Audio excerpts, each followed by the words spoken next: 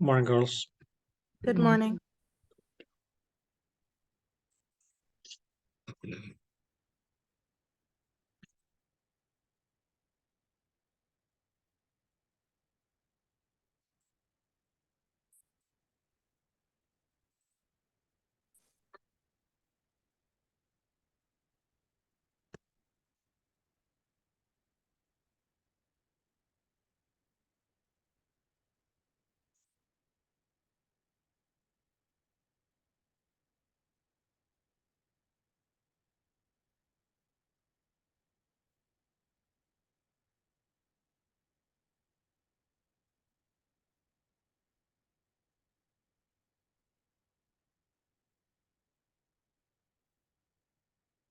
Good morning.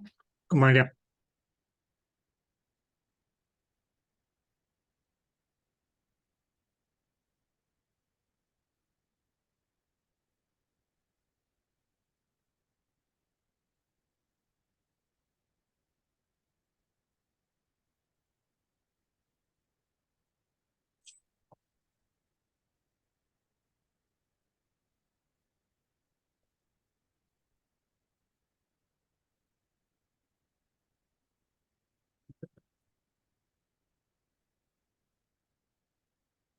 Okay, ladies.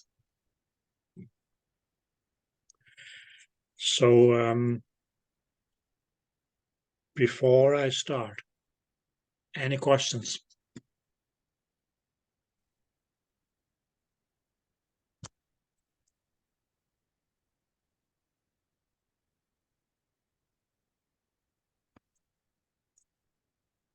No questions about your what you call those artifacts.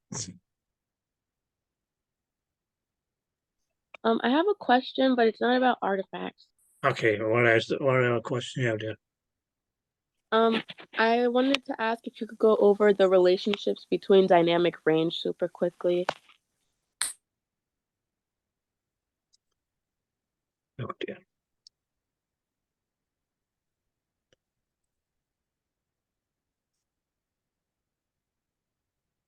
You can say it's okay, dynamic range. Now we can mean it's okay, just do it this way and say it's okay. The greater the dynamic range. We can say it's okay, relate that to your grayscale. The greater the grayscale.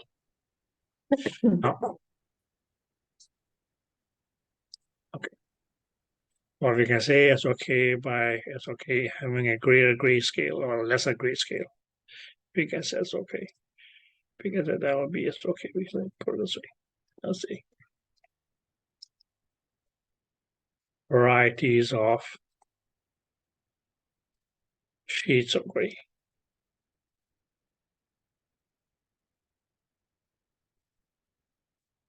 Which means a greater grayscale is going to be as okay, a greater varieties of shades of gray. Which mainly will mean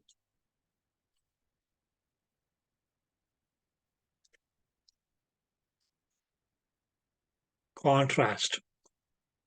Now, the greater the variety of contrast, shades of gray, lesser the contrast.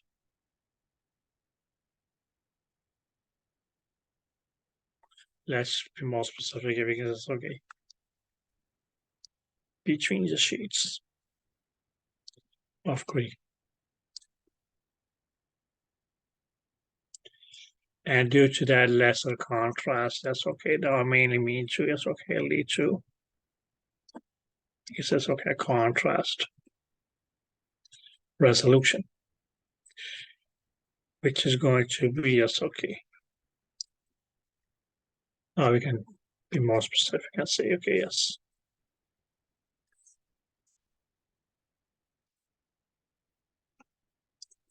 Good. Whereas on the other side, we can say, okay, a smaller dynamic range, mainly mean that you have a smaller grayscale. If you have a smaller grayscale, that will mainly mean that you have a lesser variety of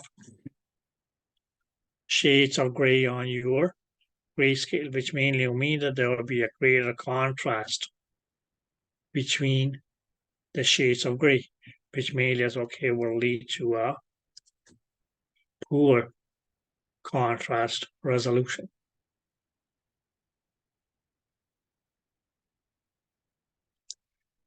We can just take it one step further and say, yes,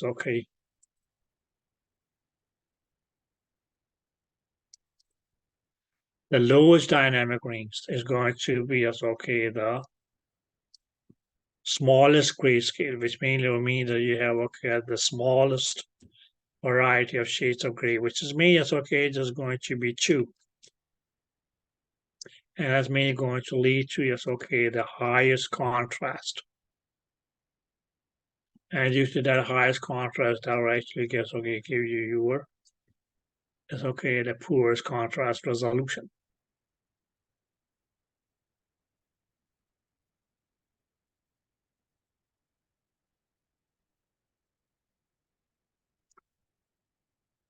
Did that make sense? This here is going to be what we'll call bistable. That's one thing that you need to know. Now, another thing that you need to know, my dear, is that the dynamic range of, let's say, the components of the ultrasound system will decrease as the signal travels through the components. Very mainly will say highest dynamic range is at the transducer.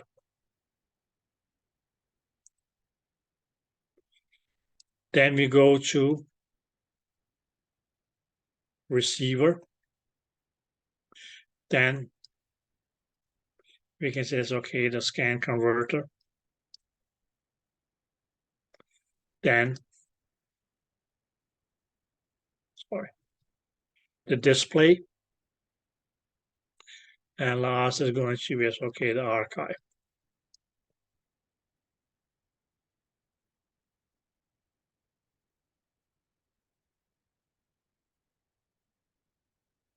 Where we can say this one here is will have the lowest dynamic range.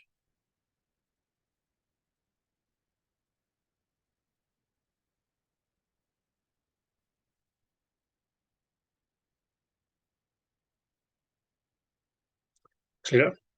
So I mentioned that table as off the record early.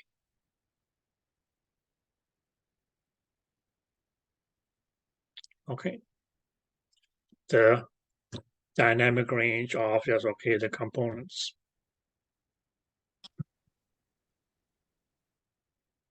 But if you look at it, you can mainly say this is mainly also the pattern in which we can say the sequence in which as the signal travels through your system. The transducer, the receiver, from there goes to the receiver, from receiver to the scan converter, from scan converter is going to be displayed, and afterwards that's stored in an archive.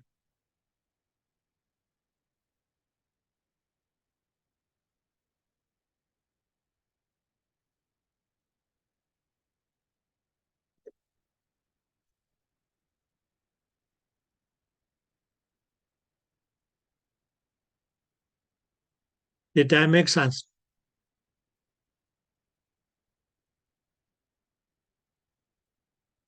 Yes, thank you. No problem. Anybody else?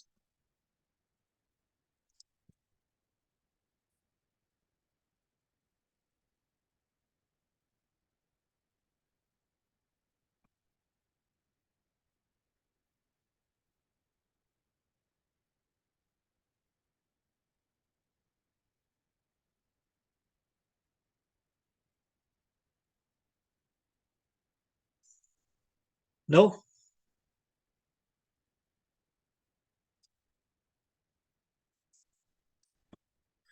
Chapter number 24.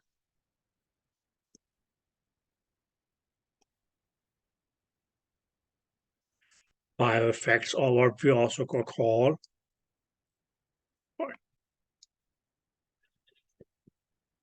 the biologic effects.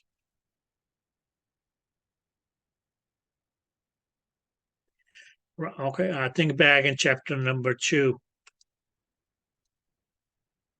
Or was it 3? The remaining is okay to refer to bioeffect as biologic effects. And what was it that bioeffect or biologic effect was? In this case, everything is okay. The effect. Now we are talking ultrasound, so we can say, okay, that the sound waves has upon the tissues.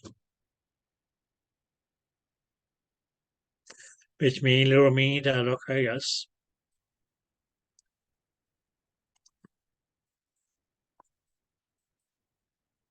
as sound wave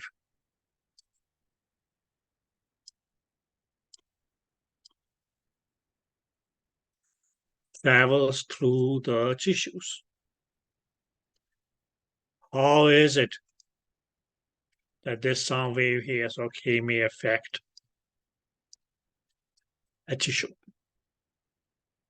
That effect is going to be called a bioeffect or a biologic effect.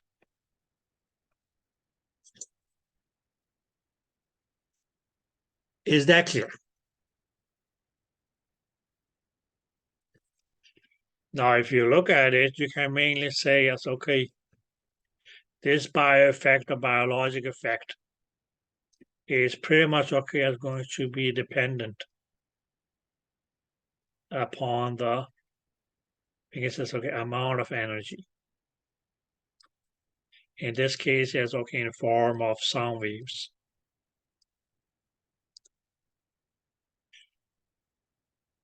That we can mainly say, okay, that the transducer is transmitting.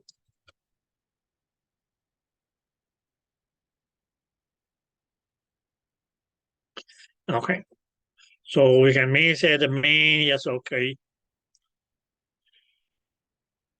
determining factor of, okay, as possible bioeffects is mainly going to be as okay, bring as okay, dependent upon as okay, the amount of energy that the sound or that the transducer is going to be transmitting. So we can mainly put it this way and say, as okay, greater the amount of energy is okay transmitted by the transducer, more likely is there's going to be as okay a greater likelihood of biologic effects. And vice versa. Less amount of energy, well, okay, most likely as okay, roughly speaking, a less likelihood of biologic effect. Or we can say, okay, that amount of sound energy is okay affecting the tissues. Is that clear?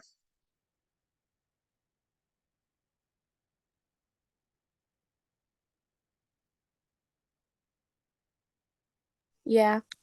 Good. Now comes the question. That okay, how to measure? We can say, okay, the amount of, in this case, I guess it's okay, sound energy. It says, okay, emitted by a transducer. As okay, how to measure that? That's where they mainly use a piece of equipment which is going to be called a hydrophone.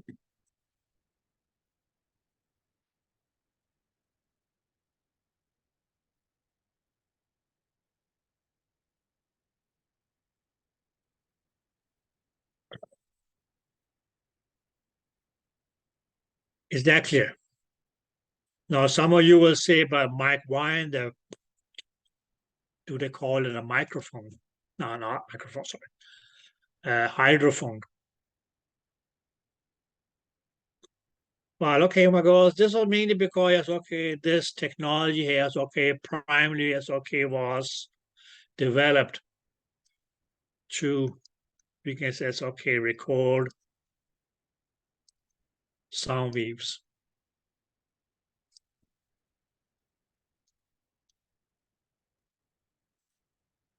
in water.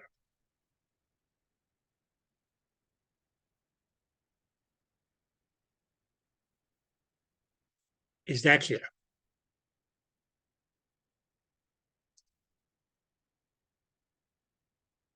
That was primarily where the technology then evolved, and as they use this pretty much similar concepts, but now to record sound waves, not in water, but by the because it's ultrasound transducer. Because it was going to be the amount of this sound wave here, lesser or greater, that would somehow predict whether we had more or less biologic effects.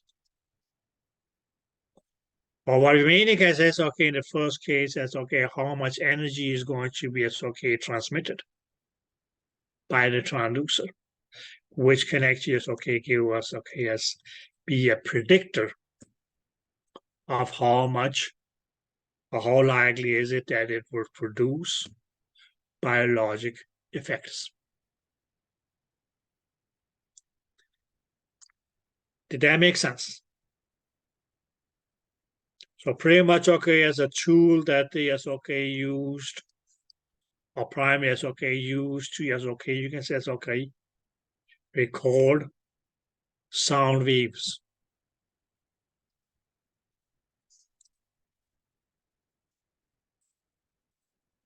in water.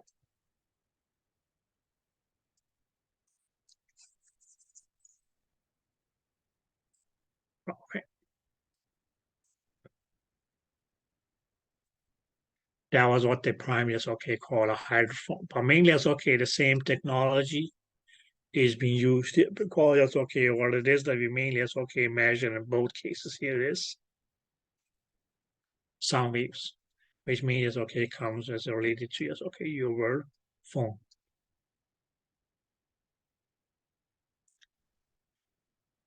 Did you girls get that?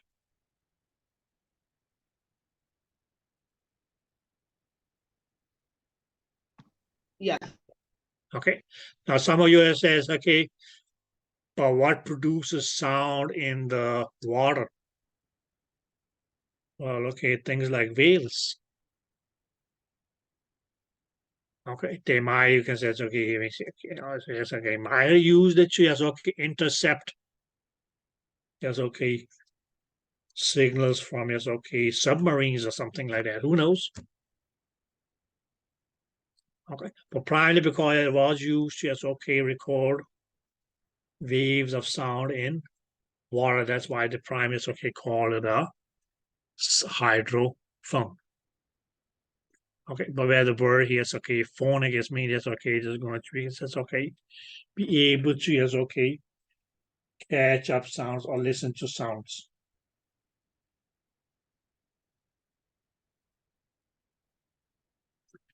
Did that make sense?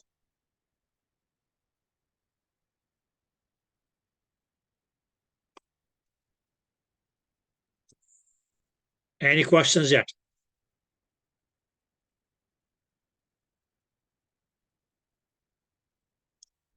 Any questions? No. No. Now, girls.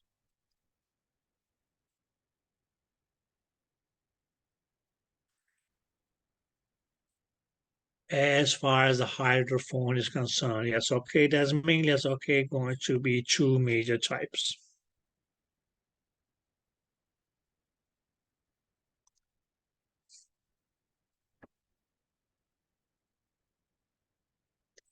Now, one is going to be, yes, okay, what you call, yes, okay, a microprobe.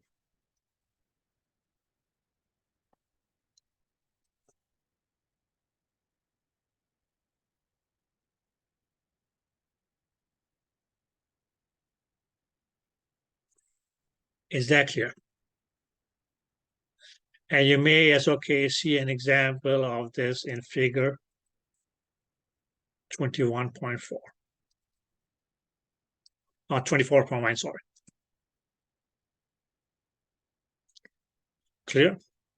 Where there's going to be, yes, okay, another kind of micro or hydrophone, which is going to be, yes, okay, what we call a membrane hydrophone. And most likely, yes, okay, we'll see, yes, okay, an example of that in a figure 24.2.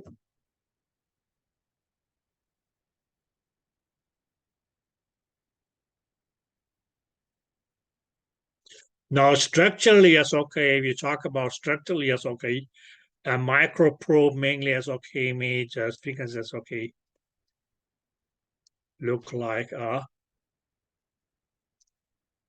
regular oral thermometer.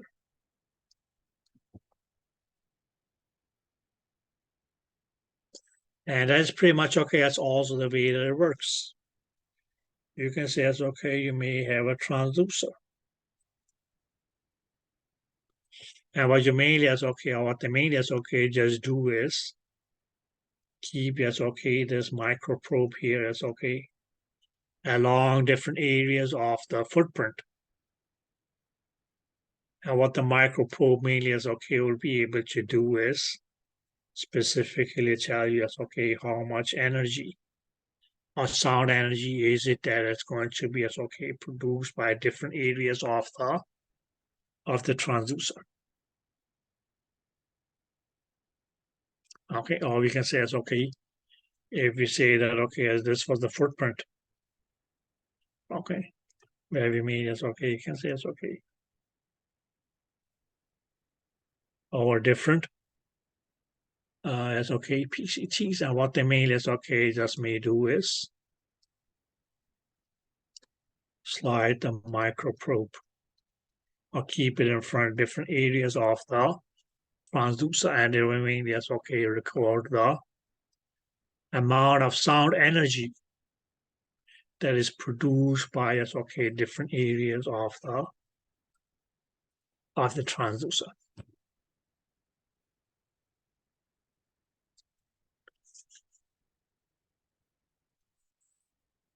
Did that make sense?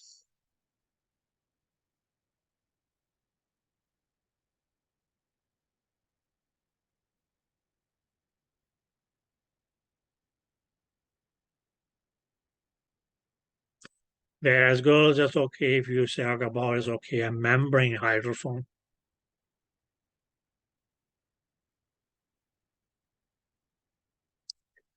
It's going to be as okay a bigger piece of equipment, which mainly is okay as a whole is okay will be placed in front of the because it's okay transducer. And mainly as okay will measure okay as an overall amount of energy is okay produced by the transducer. Or we can make it okay catch up the amount of sound energy because that's pretty much okay is what you want to catch. Or you can say okay determine how much sound energy is it that this produces. And based on that, that's okay, that is later going to be okay converted into yes okay how much energy is most likely going to be produced as a result of this sound energy here. Okay, because it's going to be this heat energy here that's going to determine the amount of biologic effects.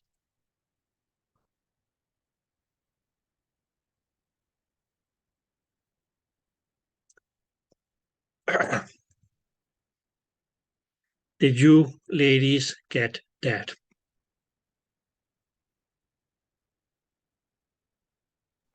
Does Is that it say the- heat energy? Yes. So the heat energy for both of them is going to determine the bioeffects?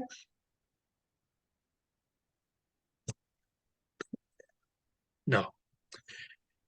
Listen, my dear. They're going to pick up, record sound energy.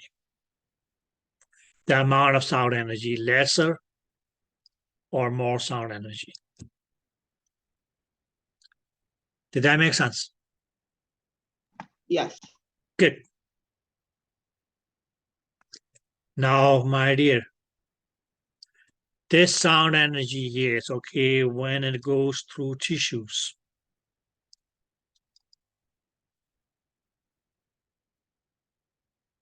What's going to happen at the level of tissues?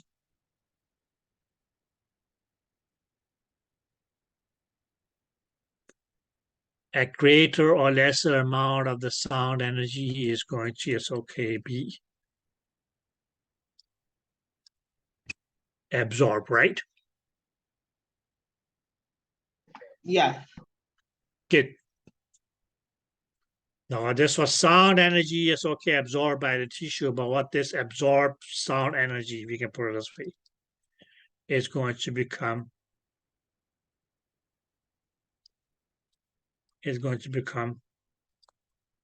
heat energy. And it's going to be the amount of this heat energy is we can say it's greater amount of heat energy or lesser amount of heat energy that eventually is may lead to bioeffects.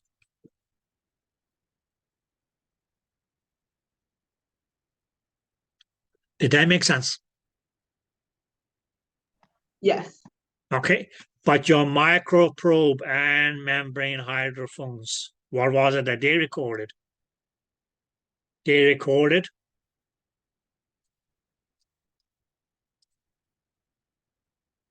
sound energy. Okay, they record the amount of sound energy. But you can mainly say, dependent upon the amount of sound energy, which could be greater or lesser. You can say, when that sound amount of, as that sound energy is going to, pass through tissues. Some of that sound energy is going to, be absorbed. And that absorbed sound energy is going to be converted into heat energy, which is going to cause the tissues producing more or less heat. Did that make sense? Yes. Okay. Now that heat is going to cause what we in the first instinct can call tissue warming. But if that energy is if the tissue starts producing too much heat energy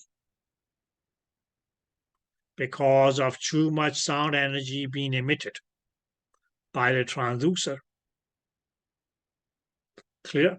There's going to be a point where you say, well, this heat energy is going to be too much for the specific tissue, which may call that as now this heat actually is will lead to bioeffect or biologic effect. It is so much that it actually is now it is actually affecting the tissues. Did that make sense?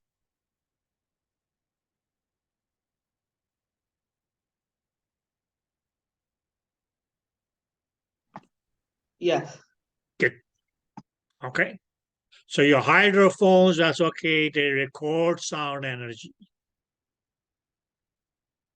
Or we can say, okay, they record the amount of sound energy produced by the transducer. But based on those amounts, that's okay, we can say what is going to be the likelihood of them, yes, okay, of this amount producing how much heat energy. And how much heat energy then will be, yes, okay, you can say it's okay, causes, okay, warming up the tissues to a level where, okay, yes, the tissues actually is, okay, starting getting affected.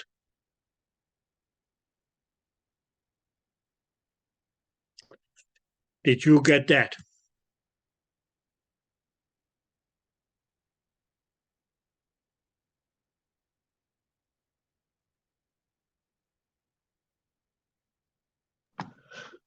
So it records the amount of sound energy produced by the what? What produces the sound? In your ultrasound system, what produces the sound?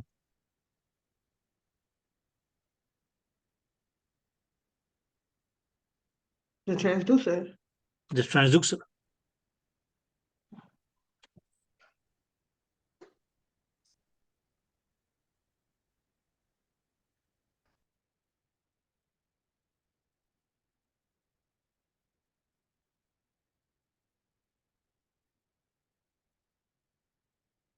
Did that make sense? Now your microprobe idea, mainly that's okay, physically it's okay, just look like a regular oral thermometer. And okay, as you can see, it's okay, the membrane hydrophone mainly it's okay, just looks like one of those, or physically it's okay, looks like one of those, that's okay, temporal thermometers, or even it's okay, those tympanic thermometers that they may use to put in the ear and okay, yes, record the temperature.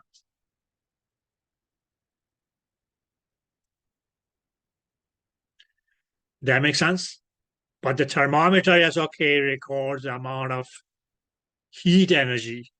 Here, yes, okay, you record the amount of sound energy. Because the word phone is mainly as okay related to sound.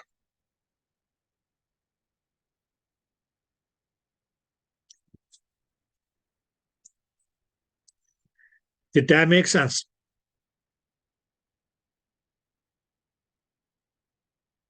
Yes. Good. Now, girls, there's a paragraph on page 200, and no, not 200, sorry, on page 402.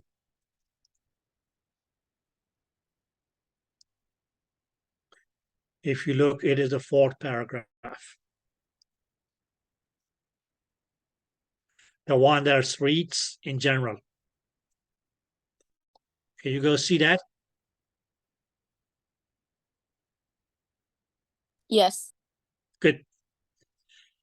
So we can make that's okay. In general, that's okay. Lowest amount of energy is in grayscale imaging.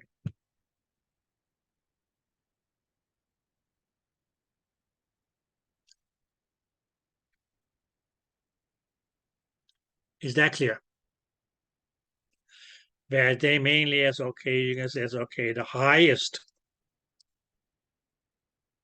is okay amount of sound energy is mainly as okay going to be as okay when performing color Doppler.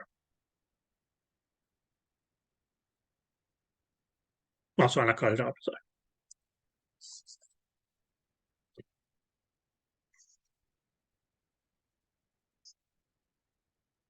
Is okay pulse Doppler.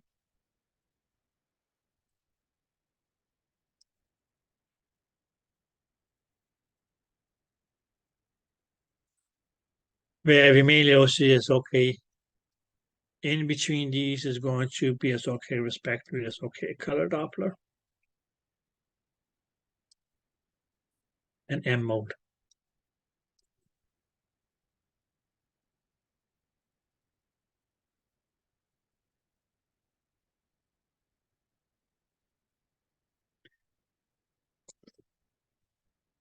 Did you girls get that? Yeah. So girls, please mark this paragraph here.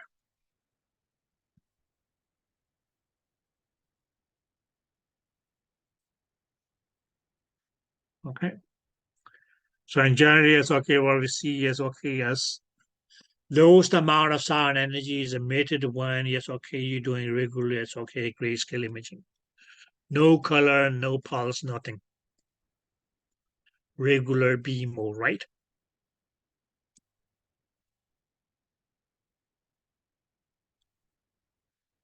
Is that clear?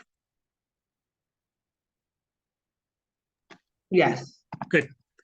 Highest amount is going to be okay when you do pulse wave Doppler.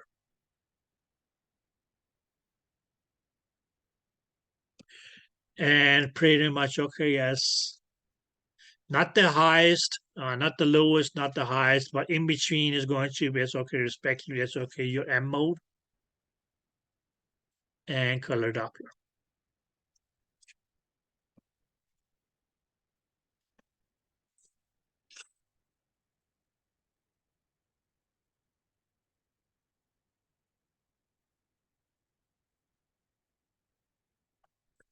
Did you girls get that? Yeah. Good. So please mark this paragraph here.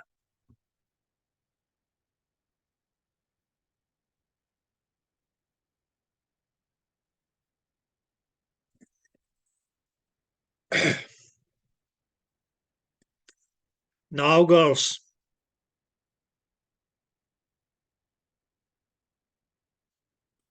we can mainly say it's okay. Now, whatever transducer.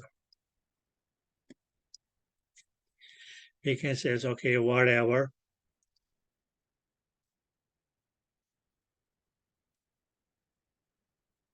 hydrophone. Now we can mainly say, okay, the transducer, what does that do? That emits or transmits sound energies, right? Okay. Okay. We're going to be measuring, yes, okay, this amount of sound energy, yes, okay, using a hydrophone. Did you girls get that? Yes. Good. Okay. Now the hydrophone mainly is okay, just measures it's okay, yes, because it's okay, the amount of sound energy, which means this case is okay, and marked with red. Okay. Now there can actually, it's okay, be three possible. We can say it's okay, mechanisms by which, okay, yes, this amount of this amount of sound energy recorded by the hydrophone, which was okay as produced by the transducer, actually is okay, can be displayed as the possible amount of heat energy that it will produce.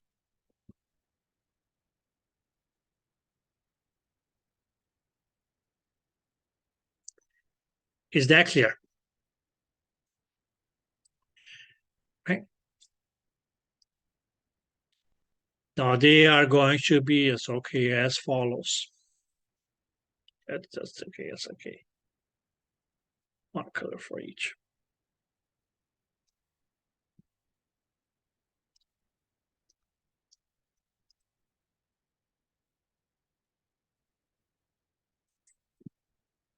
Calorimeter.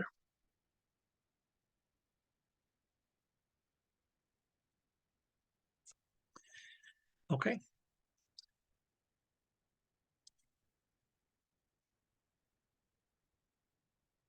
Now, guys, if you look at the word calorimeter, well, okay, it's not really rocket science. Meter mainly is okay, is going to be as okay, referring to as okay measurement. or any tool that is mainly as used to measure something will end with the term meter. You say thermometer, which mainly just means as measure thermo, which is heat. Did that make sense? So what is it this fellow here is measures? Well, they mainly is just use the word calorie because it's calorie is a unit of energy. When you go and as buy food, it may say, well, as has these ingredients, so and so and so many calories. Did that make sense? So the mainly is just call this one here is a calorimeter, mainly because it's going to measure the amount of energy. What energy? Yes, amount of energy was primarily was transmitted by the transducer. It's picked up by the hydrophone, but it's this is mainly going to try to determine how much heat energy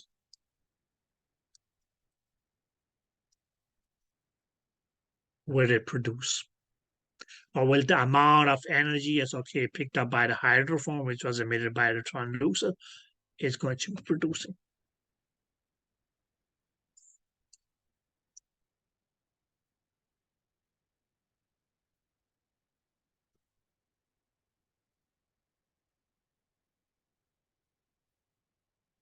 Is that clear?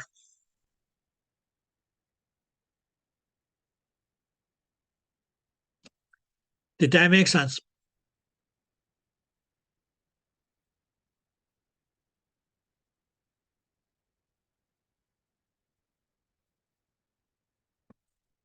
Now goes your calorimeter. Mainly is going to work by the same process as your tissues do, which is going to be because there's absorption of the sound energy. And by doing so, convert it into heat energy.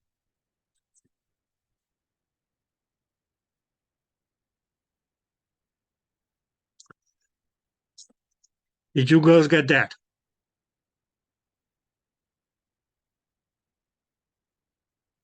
Yeah.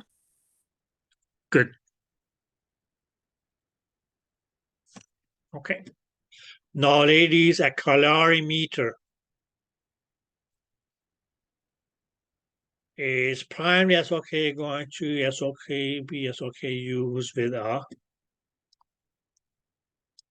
membrane hydrophone.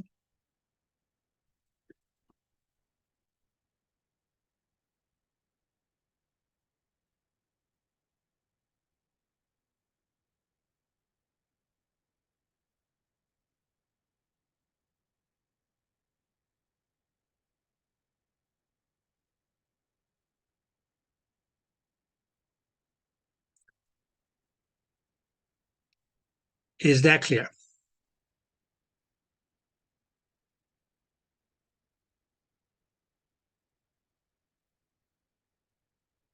But the main mechanism by which as your calorimeter is going to work is by absorbing the sound energy. I mean, it's do the same as the tissue would have done, convert that into heat energy, and then display it and say, this is the amount of heat energy that we think that is going to be produced by the amount of sound energy produced by the transducer.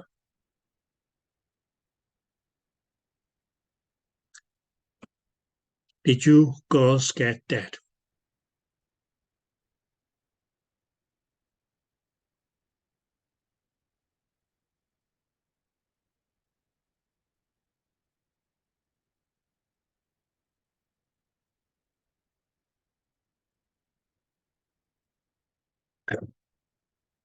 Did you girls get that?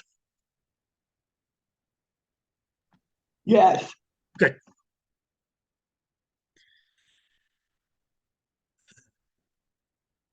We can say, okay, another mechanism by which, okay, yes, okay, the hydrophone may, as okay, we can say, okay, convert, as okay, the amount of energy that it absorbed, or it's okay, recorded from sound into heat is going to be, as okay, what they call thermocouple.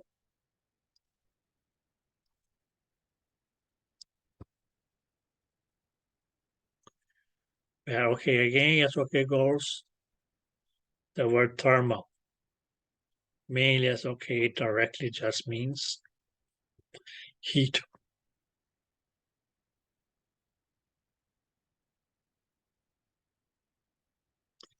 Okay. Now, the way that this fellow here is okay is going to work is primarily as okay by, we can say, okay, relating the, we can say, okay, amount of sound energy to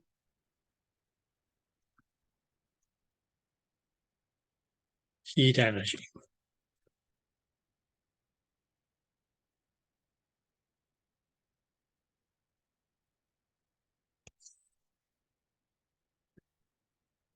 Is that clear?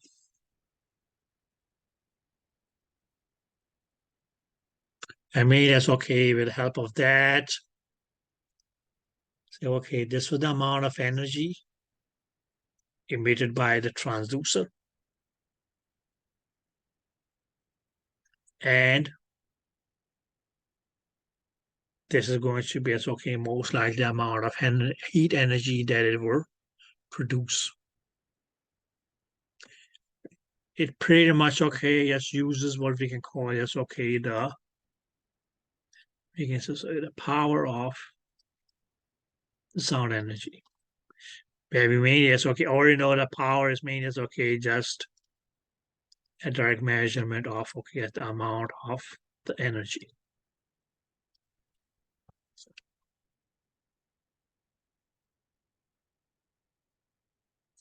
Now girls, since yes, okay, thermocouples, we can say okay, are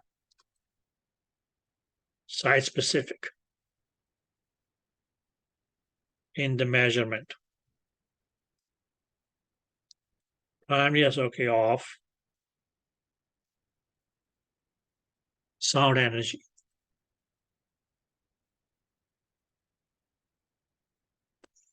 Okay. Which means okay, we'll be able to say okay, how much sound energy was produced here versus here versus here versus here versus here. Okay, that's why we mainly will say that okay, yes, this kind of okay, yes, conversion of sound into heat is mainly as okay going to be as okay used with a microphone.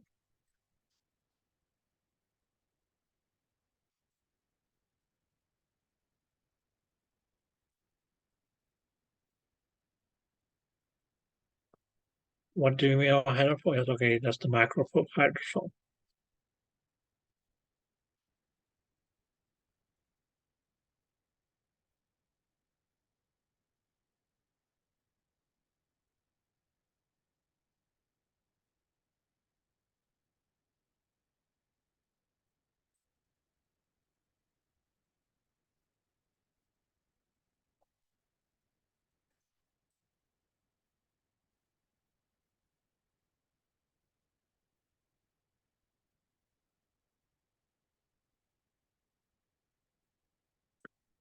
Did that make sense?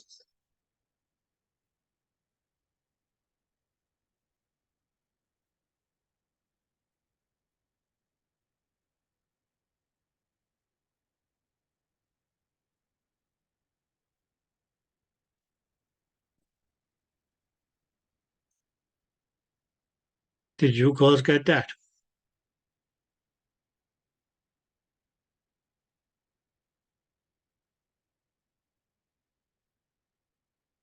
Yes. Good.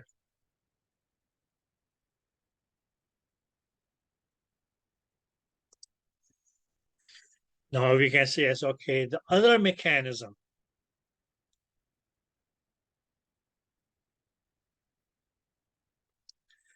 that may be used to primarily as okay, convert the amount of sound energy into heat energy is going to be as okay what the okay is called as okay liquid crystals. Okay. That remaining can say it's okay. That okay, yes. The amount of sound energy is made as okay, going to lead to as okay. We can say it's okay. Change of color of the liquid crystals.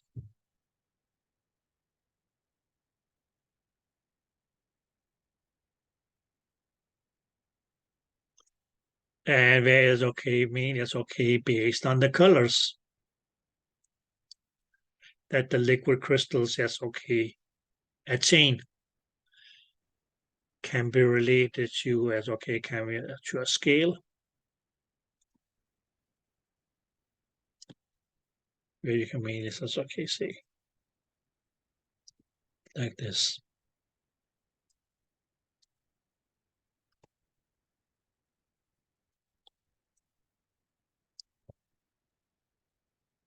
Maybe mean it says okay this is going to be less, this may be high, this maybe you can say it's okay even higher, and you can say it's okay this may be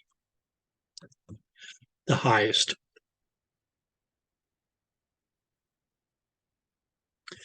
If you girls have a look yes okay on your car,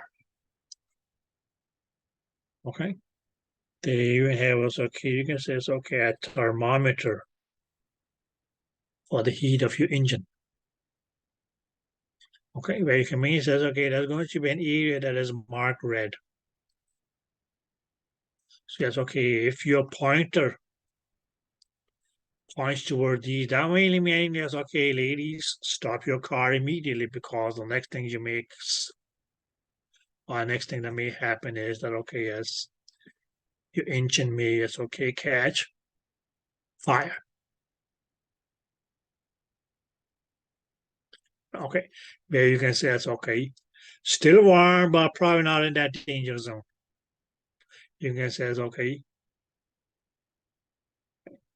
Likewise, this. Oh, sorry. Something like this. And okay, yes. Yeah, that's too cold. Okay, so a similar kind of scale, but yes, okay, whereas means yes, okay, just going to be different crystals. That means okay, will change their color. Or you can say the crystals may actually it's okay, change the color. And while okay, it's okay, that most likely it's okay, will be in this color, it mean red is too high. Orange is high, but okay, it's okay. This is you can say it's okay, cold, and this is too cold or too less of heat energy.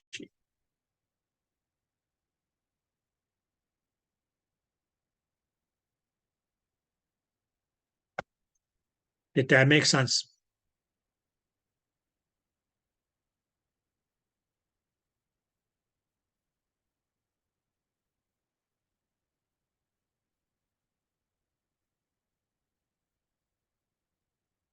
Oh yes, okay. If the first is okay, talk of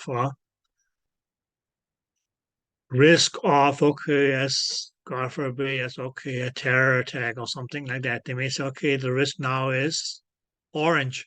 We are not in a red zone, but we are still okay, yes, on a relatively high alert. Red is okay, yes, there may be as okay 90% chance of a terrorist attack or whatsoever. You can talk about anything. Or red zone, right? Okay. But anyway, this is a high risk zone. Orange zone, okay, it's still higher out, okay, it's not a forbidden zone. Okay, you may enter, but I don't risk. Okay, and that's okay. As clear zone, it's okay. That will be as okay. Blue zone, red zone, yellow zone, or whatsoever. So that's okay as on a color scale. And it's okay. These are the safe colors. These are the non-safe colors. So the same, pretty much okay as the same concept here.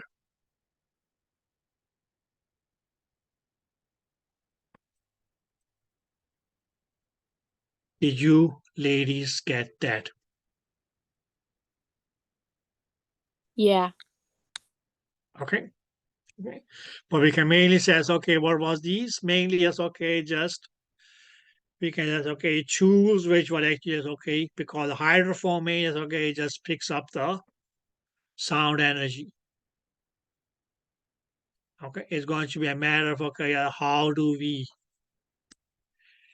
to some yes okay extent be able to yes okay estimate yes okay how much heat energy is it that this amount of sound energy is going to be producing. So that's where they may yes okay may use these three different mechanisms here. Calorimeter, which may yes okay absorb the amount of sound energy and use that as okay yes and convert that into the amount of heat energy that it will produce. Okay, you can say it's okay the thermocouple, which means as okay just you can say it's okay uses as okay the amount of power of the sound beam to convert that into yes okay heat. But for this one here, it's okay at a particular location. And that's why it's okay. That's most likely going to be it's okay used for your microprobes. Okay. And then okay as liquid crystals. I just look at okay those of you who have yes okay an electric stove. What do you see? That filament changes its color, right? Now when it's red, that will mainly mean okay as don't touch the surface of the stove because it is super hot.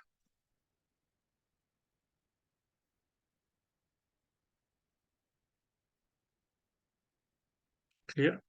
But here convenience says okay, all dependent upon the amount of energy that is being yes okay recorded or yes okay picked up. Yes okay, a specific crystal may yes okay you can say okay light up or so.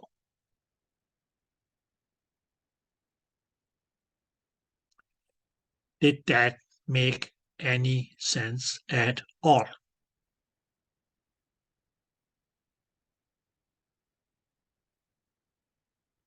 Yeah. Good. Any questions so far?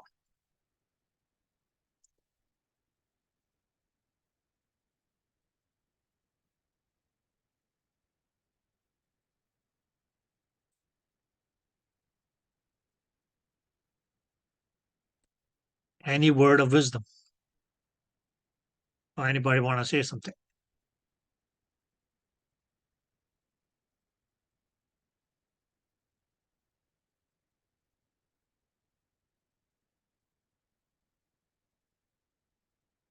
No?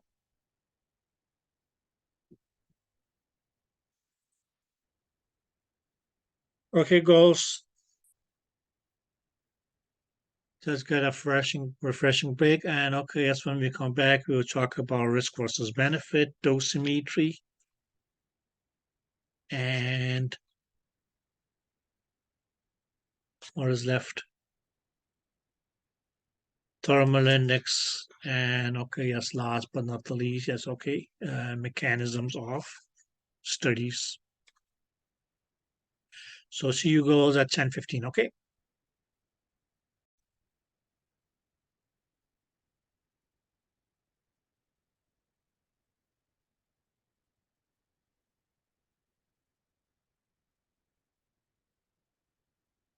Welcome back, girls.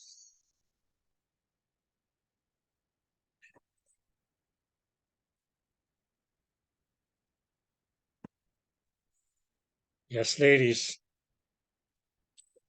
Any questions yet?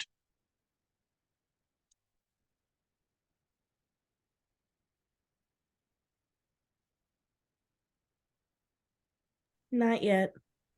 Not yet. Okay.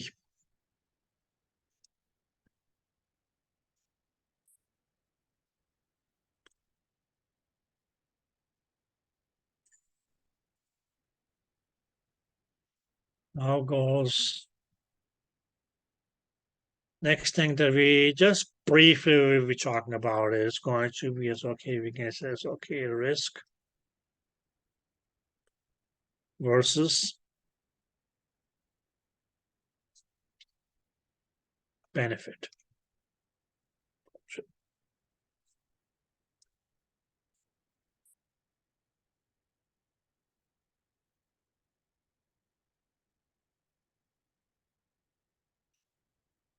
Okay, ladies. Now, why is the risk versus benefit discussion going to, well, okay, not important. It's a matter of common sense. Okay. Let us put it this way, yes, okay. Just because we are able to conduct any procedure, just because we may be, yes, okay, technically or practically able to conduct any procedure, doesn't necessarily mean that, okay, yes, it has to be performed or conducted. Okay. So what's going to be, yes, okay, the determining factor is, okay, whether a procedure should be performed or not performed. Okay, is mainly, yes, okay, going to be based on the risk versus benefit. And we can mainly say, yes, okay, if we have a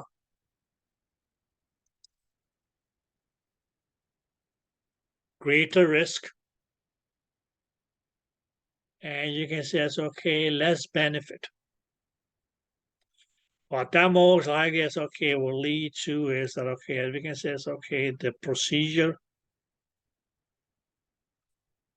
should not, okay, sorry.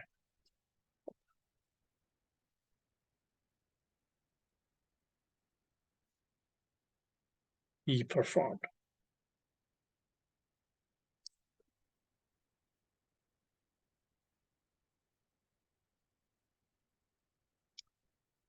Is that clear? Whereas if we go in the other direction and we say, okay, well, there's a less risk, but a greater benefit.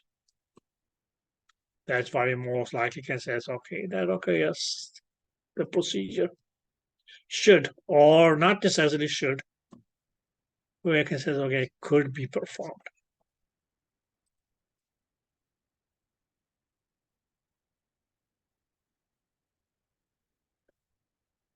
Is that clear?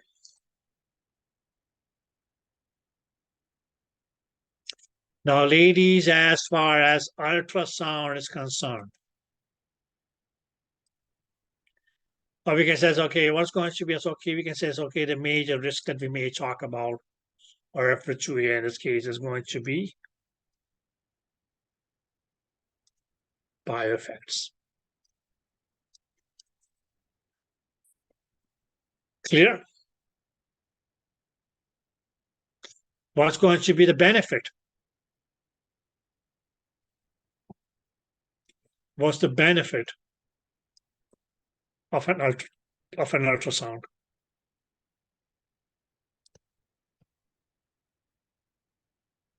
Yes, ladies. What should be the benefit of ISOK performing an ultrasound?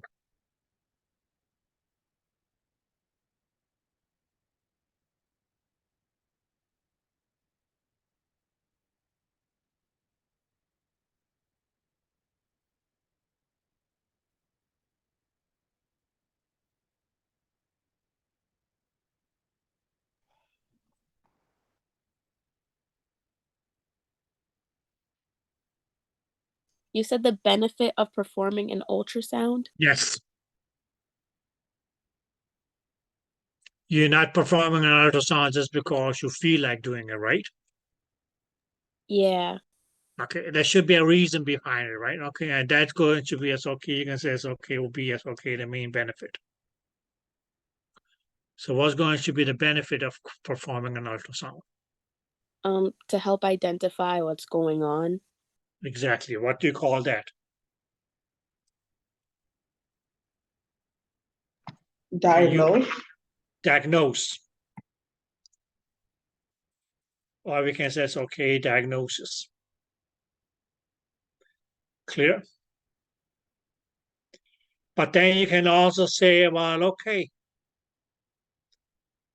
the diagnosis is okay, I'm helping in the diagnosis. May only as okay, or you can say, okay, most likely as okay, is only going to be as okay, beneficial. If okay, at that diagnosis is okay, leads you is okay, you can say it's okay. Most likely is okay, a change in the treatment plan.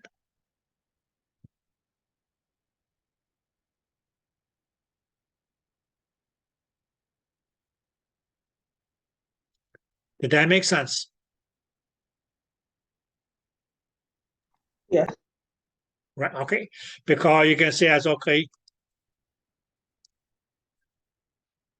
we may have okay as a diagnosis 1, and let's say it's okay, a diagnosis 2. Right, okay, let's say okay, as we had a patient. Okay. Now some of the people may think that okay, as he or she is okay, has a condition that is going to be as okay, diagnosis 1. Some people may think that okay, yes, he or she has okay as the diagnosis, which is diagnosis 2. But if we put it this way and say yes, okay, that the treatment for diagnosis 1 is the same as okay that of diagnosis 2.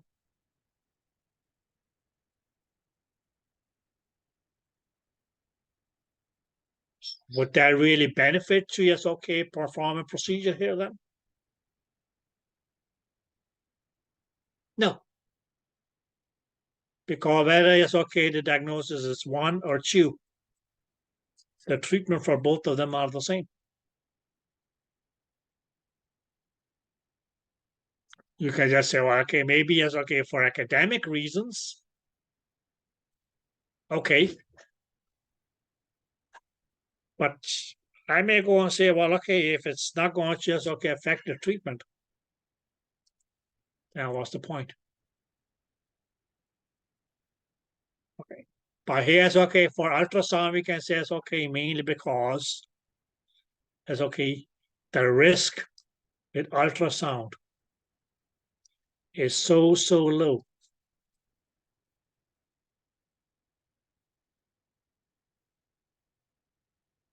Okay, because ultrasound generally is okay is a low energy test. Or is okay, it's okay, a test makes it okay modality which uses less amount of energy. Okay. Energy that is okay, the patient may have to be exposed to for several hours continually before that's okay may produce as okay enough heat to as okay lead to bioeffects. But just because as okay we may be as okay practically able to as okay conduct a procedure doesn't necessarily mean that okay as it should be performed. Okay, the first thing that you gotta look at is okay is what is the risk versus the benefit. And the basic rule is pretty much okay as what I taught here.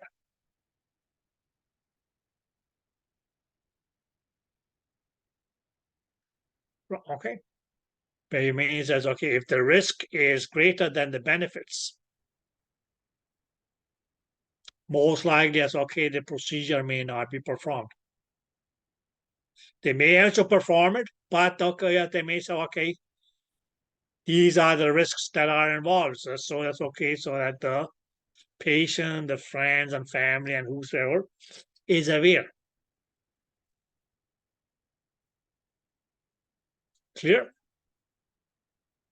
Whereas, okay, yes, if it's the other way around, he says, okay, well, okay, more benefits. Or you can say, okay, great benefits and minimum risk. Okay, yes, then there's no reason why not. A procedure is going to be performed.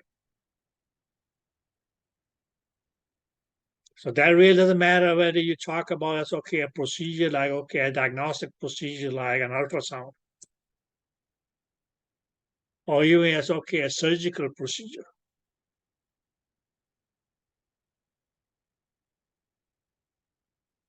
Okay, this is the, you can say as okay, the basic as okay concept behind when to do and when not to do.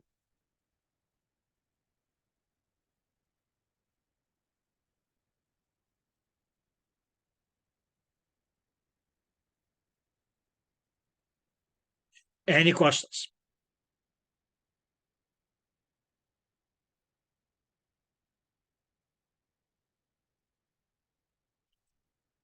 Any questions? No. Good. Now we can say as okay, dosimetry.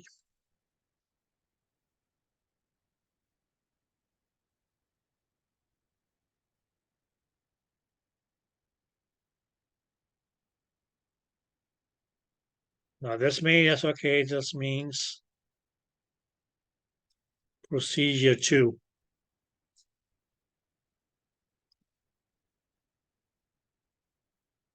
Meter here is okay, yes,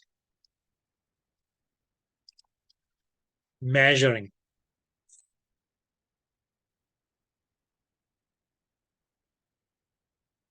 And the word dosi actually is okay, came from dose.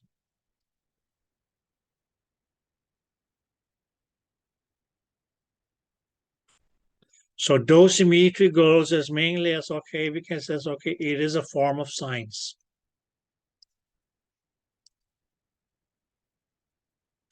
More of okay, we can say okay on the research level.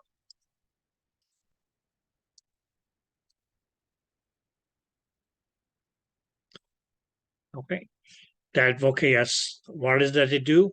First of all, yes, okay, we can say okay, identify. We can say okay, methods of recording doses, which in this case is going to be as okay, we can say it's okay, the amount of sound energy.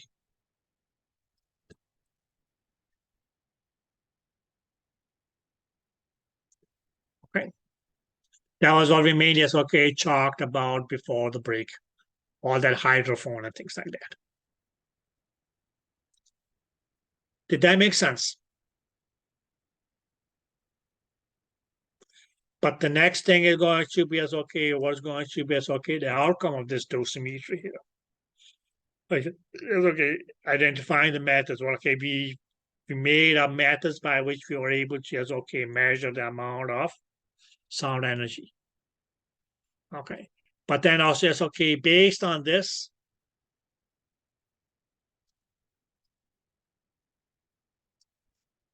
we can say okay, based on these measurements,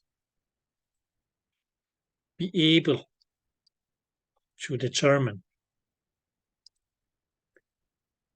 what we can call as okay, a safe dose. And what we mean is okay, just again is okay, mean by dose here is going to be as okay, the amount of sound energy.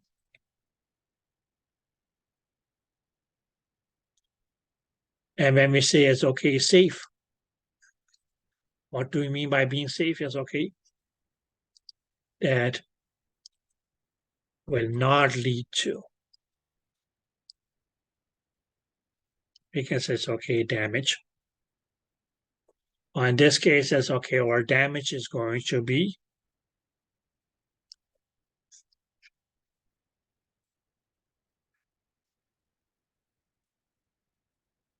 bioeffects.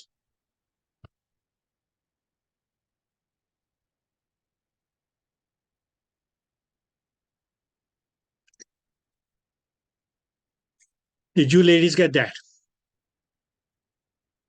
Yeah. Okay. So we can mainly say, okay, the save dose or save amount of sound energy, which is made as okay, considered to be safe, mainly because okay, that's what this says, okay, is the upper higher that a person may get exposed to, which will not produce bioeffects, is going to be as okay 220 milliwatts per centimeter square.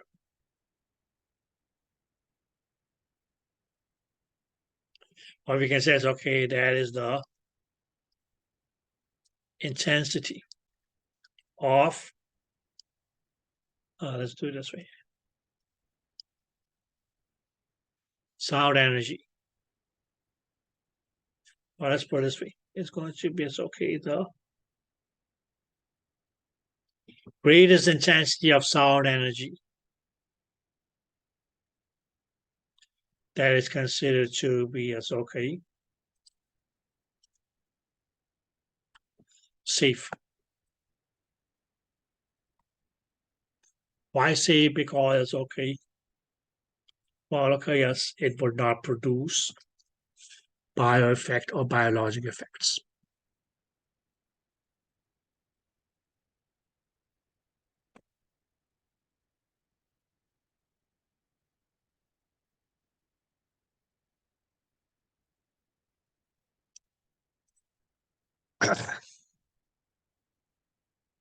Did you ladies get that?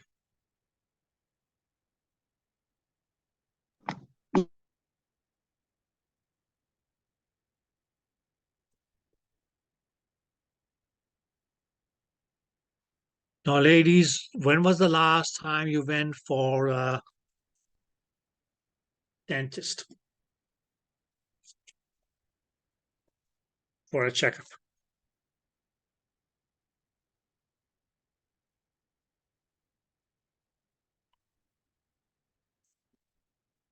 Yes, Like close. 7 months ago. 7 months ago. Okay. Did they take x-rays of your mouth? Yeah. Good. Did they ask you something before they did so? I don't remember. Oh wait, You I think they don't. ask if I feel pain. Okay. Good. Anything beyond that? No. Okay. Now, what they should have asked or be is, okay, when was the last time or how long ago did you get an x-ray of your mouth taken?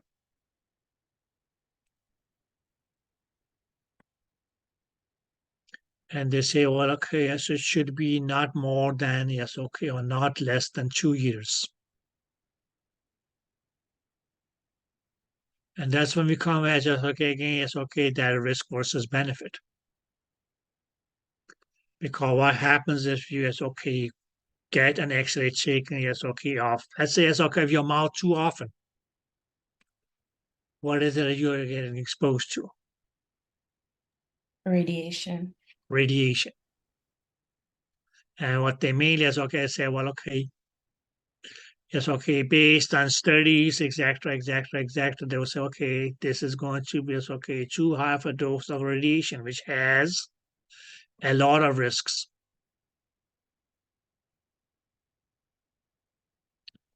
That makes sense. In some cases, they may as okay just have to as okay. Well, okay, you can say it's okay. Ignore the risk because, well, okay, you can say it's okay. The benefits are going to be as okay higher than the risk. But it's okay. The risk with radiations is cancers and so on, so on, so. Or yes, okay, damage to the tissues. Okay, which may sound a little bit yes, okay, more gentle. Okay, but how did they come up with things like okay, yes, not more than okay, yes, one oral X-ray in a period of 2 months, 2 years, sorry, based on studies.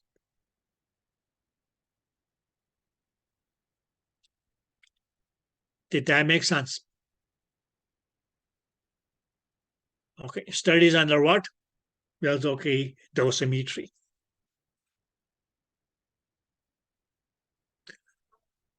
For Astrid, if you had pain, let's say that you had pain, what will you do to, yes, okay, what will you do for your pain? I don't know, take painkillers? Painkillers, okay, good. Would you just take painkillers as you like? No. No, right, okay, because they may say, well, okay, you listen here, you can take 2 Tylenols 4 times a day, right? Why is that?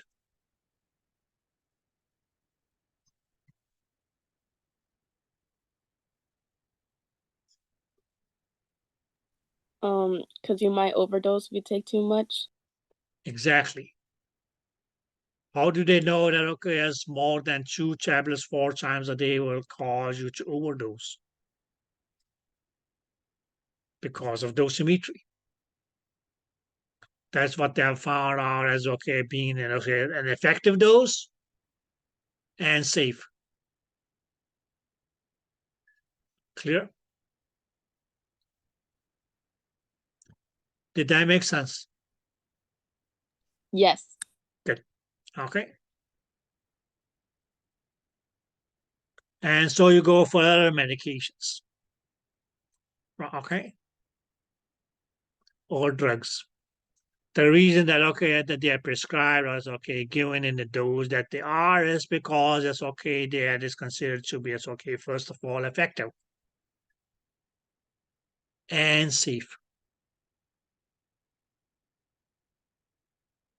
Did that make sense? So Yes. that's all what is done, yes, okay, based on dosimetry. Did you girls get that?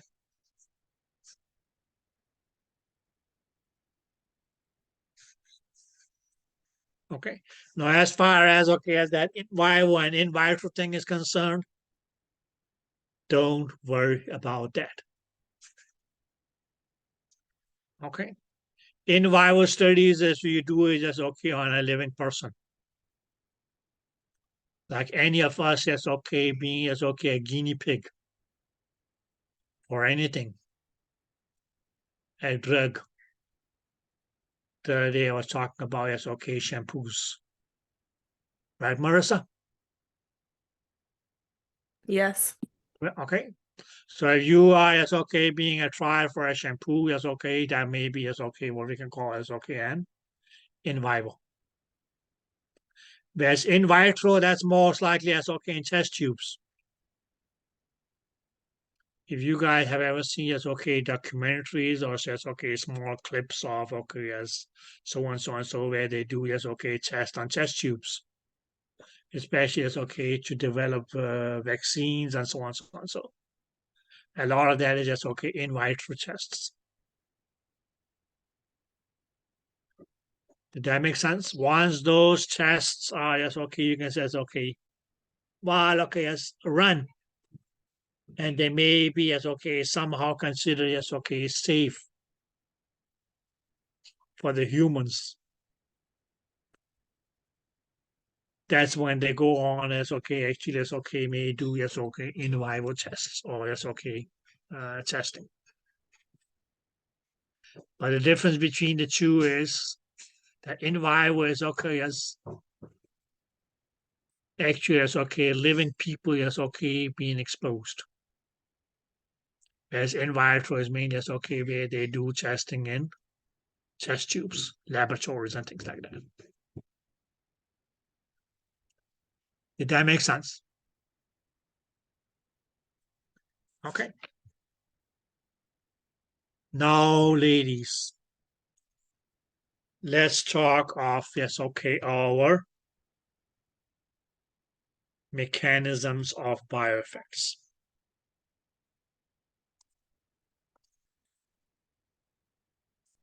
Now, you might have seen yes, okay, on the top of your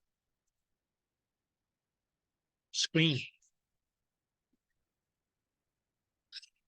And it's okay, as a matter of fact, that's okay on your practical sheet as well. Thermal index. And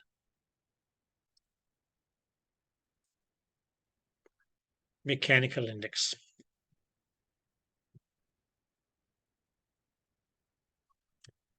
Clear? Now, ladies, mechanical index, that was mainly yes, okay, something that we already yes, okay, have talked about, yes, okay, in context to yes, okay, our contrast. Harmonics.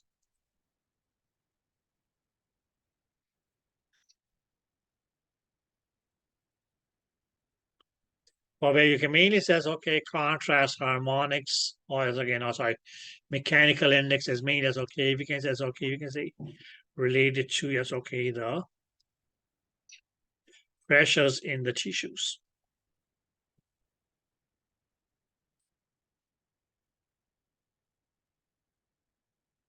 Now, where will this pressure come from? Now, what they mainly say is, okay, that tissues have, or we can say, so even a cell. If you take a human cell, what did we have in a human cell? Okay, as we had the nucleus, right?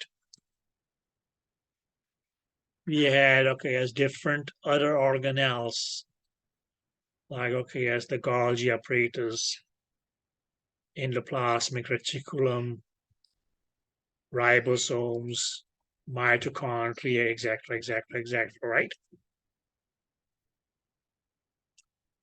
Right, girls? Right. Good. What else did we have? Okay, we said, okay, that cell had a cell membrane.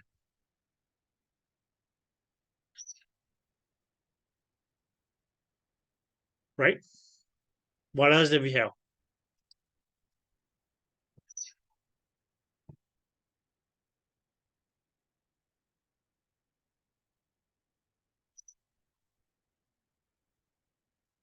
We had a cell membrane, we had all those other organelles, and what else?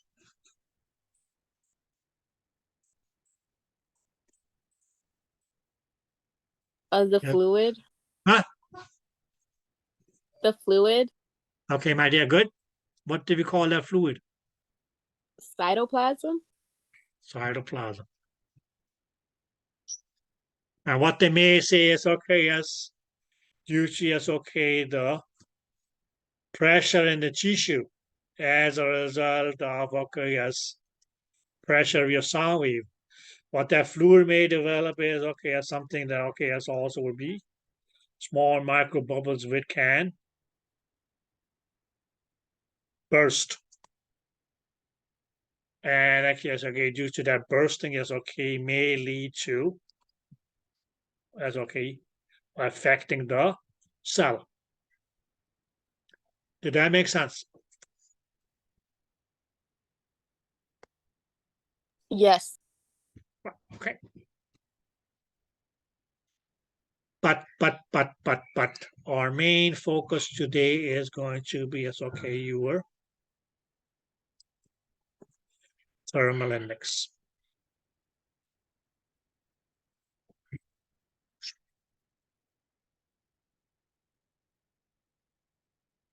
And ladies, when we say index, what we mainly as okay mean is that okay as well. Okay, here as okay, this is going to be as okay a numerical indicator. Now, when we say numerical, it means okay going to be as okay in form of a number, and so on. So, okay.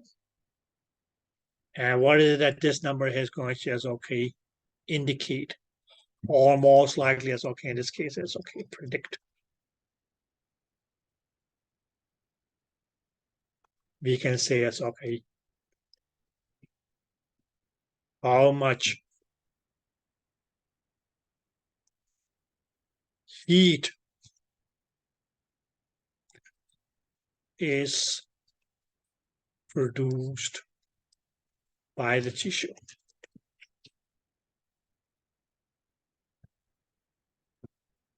And we can say, okay, as a result of exposure to sound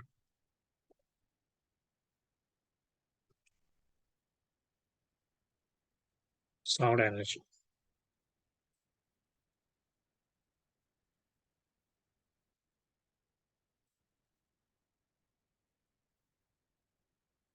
Is that clear?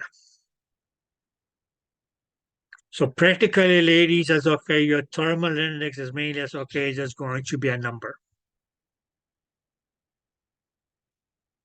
Clear? Which means as okay, that's going to as okay indicate, or as okay tell us in terms of numbers how much heat is it that the sound wave may be producing.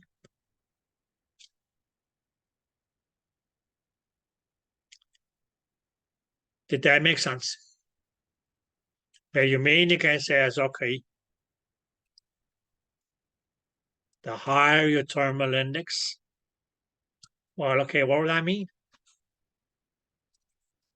More heat produced by the sound energy. And what that mainly will mean is that, okay, yes, that will lead to, yes, okay, increased tissue heating or heating of the tissue. Is that clear? Which may cause as okay, increase in the temperature of the tissue and or vice versa. A lesser thermal units is going to be because it's okay, lower numbers versus just okay, high numbers. Mainly we mean that okay, yes, that there's going to be as okay, a less production of heat by the sound energy, which means it's going to lead to as okay, because there's okay, lesser tissue heating.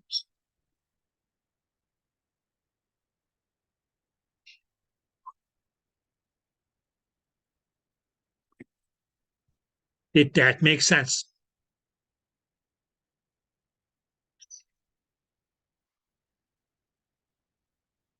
So you said a lesser thermal index will lead to a lesser production of heat.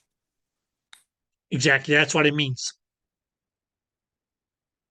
A lower thermal index, because it's okay, lower numbers, right? Right.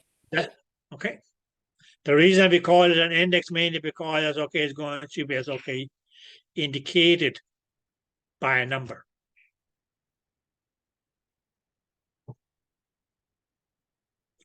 Oh, my dear, yes, okay. If you look in the very, very, very, very, very, very, very back of your book, what do you have? If you go to page 553, Index. index. Now, what does the word index here indicate? You look up a word, you say it's okay, absorption. And it gives you, it's okay, two numbers, right? 84 and 404. Why is that 84 and 404? Mainly, it's okay, just the page numbers where you will find, it's okay, information about absorption. Clear? So why do we call it an index? Because okay, gives you can say it's okay here in terms of number, which in this case is going to be it's okay page numbers, where you may it's okay find info about it's okay a specific topic. Did that make sense? So your terminal index is just going to be as okay here is okay a numerical predictor of how much heat energy may be produced. So if you had a greater number, that's just going to mean that's okay greater heat production. Lesser number, lesser heat production.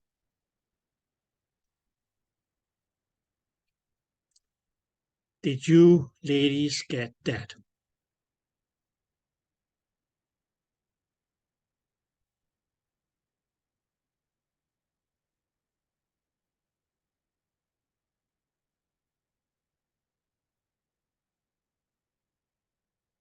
Did you ladies get that? Yes. Yes. Okay. Now, girls, since says okay, the tissue is all sorry. Since we can say okay, since the body has okay has tissues of different nature, okay, or different types of tissues. That's why as okay, we mainly have okay as three types of thermal indices.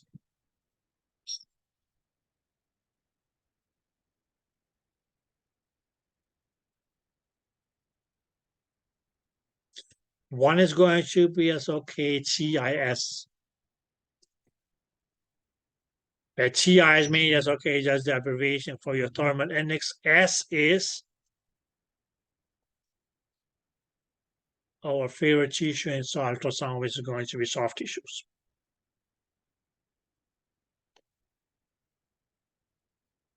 The other kind of okay, a thermal index is going to be as okay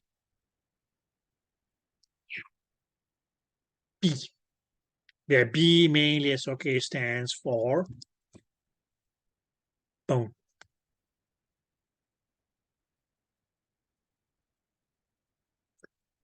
Is that clear? And the last but not the least, although yes, okay, this is still a bone, but it's okay, a specific bone mainly.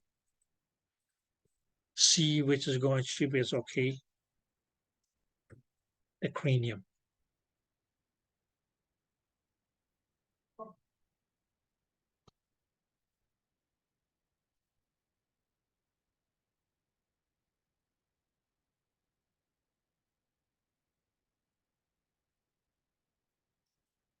Is that clear?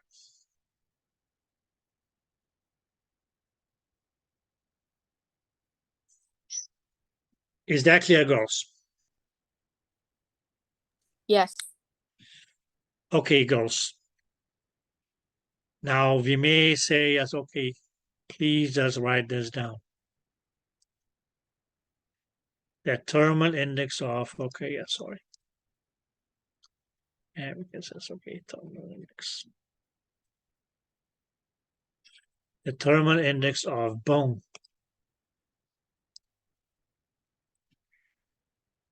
versus thermal index of soft tissue. The thermal index of the bone is greater than the thermal index of soft tissue.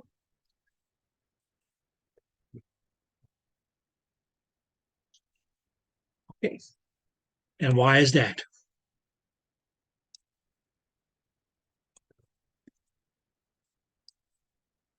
Mainly because, okay, when we compare bone to soft tissue,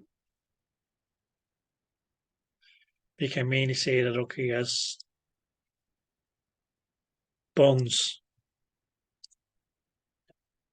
have a higher absorption of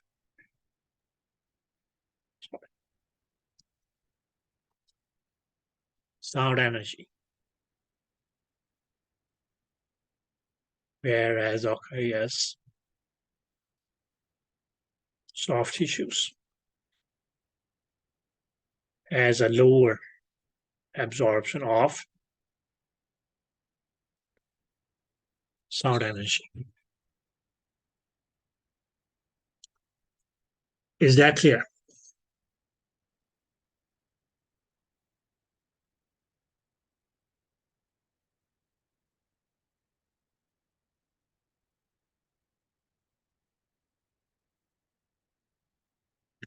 Is that clear? Yes.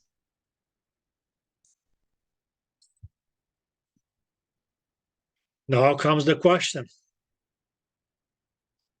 Now let us say, let us put it this way. Let's assume that, okay, yes, the thermal index of bone, sorry, that's probably the wrong color to choose. Let's just assume that the thermal index of bone was equal to, let's say, okay, the thermal index of soft tissue. Which may mean that, okay, yes, they would, because it's okay, produce equal amount of heat, right? Is that clear? Yes. Okay. Now, which of these two here is going to, yes, okay, have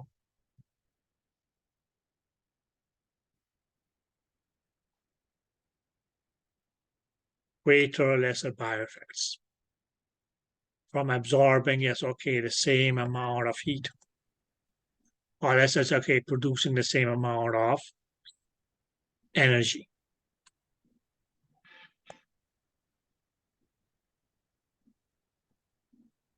I'm guessing, but I'm going to say soft tissue. Soft tissue is what, my dear? It's going to have more bioeffect than More bone. bioeffects, exactly. Very good.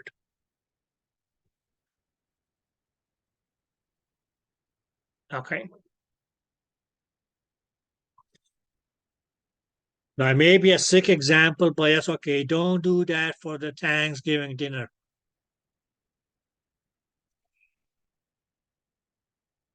Or Christmas dinner, or whatever you call it. Because I guess your guests are not going to be happy.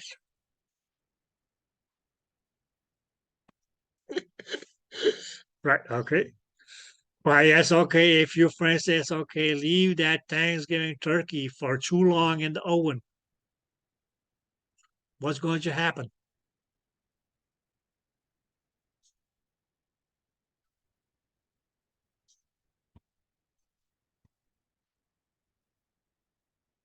Yes, ladies, what's going to happen? It's going to become dry. It's going to be Okay, we are overcooked. talking beyond dry, my dear. Or burn. It's going to be burnt. Exactly. What is going to be burned? The whole thing. It's going to No, be the meat. The meat of meat. Exactly. Right? But you may, yes, okay, still have, yes, okay, the bones intact. Did that make sense? yes. Okay. Now here you guys says, okay, the whole turkey was exposed to the same amount of, yes, okay, heat. But as okay, the soft tissue or structures like, okay, as the muscle and so on, so on, so were easily, as okay, affected by bioeffects or suffer more bioeffects than the bones. Is that clear? Okay. There you go. Says, okay, well, okay. You might have forgot that it was Thanksgiving and that you had put a turkey in the oven and the oven was on until Christmas, and you open the oven and say, okay, whoops, the Thanksgiving turkey is okay. Not only did the meat turn into is okay ashes, but even the bones did so. Did that make sense? There, okay, I had it been for I said okay a shorter period. Well, okay, will only have been as okay the meat that has suffered from, or okay had been affected by as okay the heat and actually okay was burned. Okay, so a similar rise in temperature in bone versus soft tissue is going to more likely produce bioeffect in soft tissues versus the bones.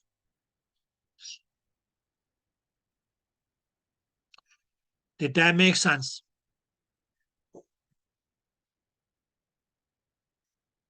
Yes. Okay.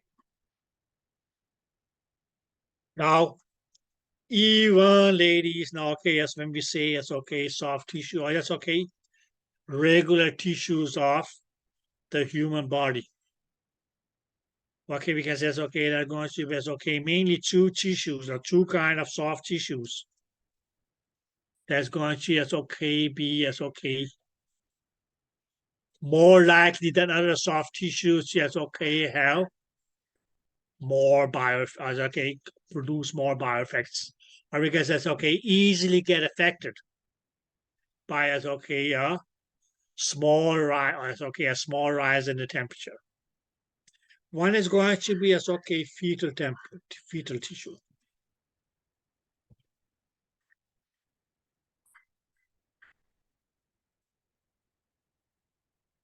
Is that clear? Yes. Okay. Now, mainly it's okay due to that. That's why it's okay. But ultrasound is still considered as okay a safe test, even if you are pregnant. Because generally, ladies, that's okay. It is still yes okay. Less amount of yes okay energy that we use in an ultrasound. Okay. That may as okay cause okay a rise in temperature high enough to lead to bioeffects. But it hasn't been seen so far. So that's why they say, well, okay, the risks outweighs the benefits. I'm sorry, the benefit outweighs the risks. And that's why I say, okay, yes, it will be safe and it will be helpful. And it's okay, you can say it's okay, following it's okay the developing fetus and see whether it's okay that is developing properly to yes, okay, to use as okay ultrasound for yes, okay, prenatal scans.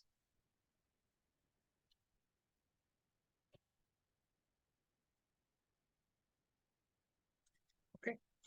Another tissue which is going to be as okay, very sensitive to yes, okay, because it's okay, slight rises in temperature.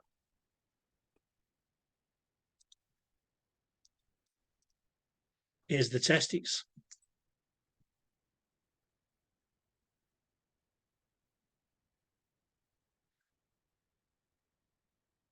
Now, I think I told you ladies this, yes, okay, when we did, yes, okay, anatomy physiology. That the testes mainly, yes, okay, are kept in the scrotum mainly because, okay, they need to be kept at a temperature which is at least 2 degrees centigrade, yes, okay, lesser than the body temperature.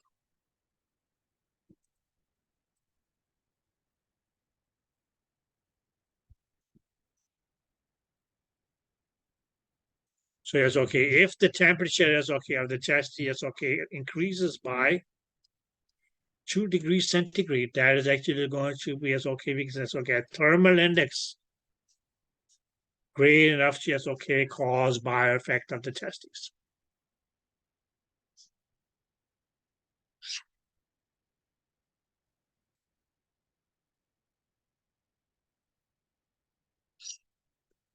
And what's going to be, yes, okay, the effect on the testes? Yes, okay. It may actually, yes, okay, cause damage to the testes, which in worst case scenario can lead to, yes, okay, infertility. Infertility in the sense that, okay, yes, the testes will not be able to just, okay, produce sperm. Did that make sense? Now, some of you will say, well, okay, who is going to scan somebody's balls? Well, okay, yes, that may happen. Right, okay. Okay, goals. So you may come across scenarios where it's okay, it's okay. Whether you like it or not, but just okay. You may have to, yes, okay, scan, yes, okay, the balls of the patient. Why? Well, okay, yes. The benefit is going to outweigh the risk.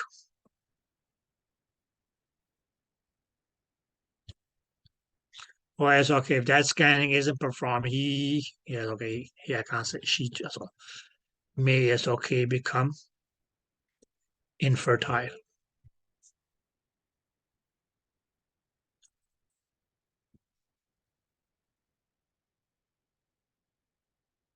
Yeah. Okay, but generally speaking, so tissues, fetal tissues, you can say it's okay, very temperature sensitive. And so that's okay, the tissues of the testes. Or we can say it's okay, it's sensitive to slight rises in temperature. Did that make sense? But, in spite of all that, ultrasound is still considered to be a safe test, even as okay in pregnancy, because the amount of energy that we as okay transmit to a patient is still not going to be high enough to cause a rise in the temperature of the tissues, which is going to be high enough to cause damage to the developing fetus. Okay, but that's a complete different story if you talk x-rays. Not to talk about CAT scans and so on. So that's where you really will have to say, well, okay, yes, if that is necessary, yes, okay, that the risk or yes, okay, the benefits really got to yes, okay, outweigh the risks.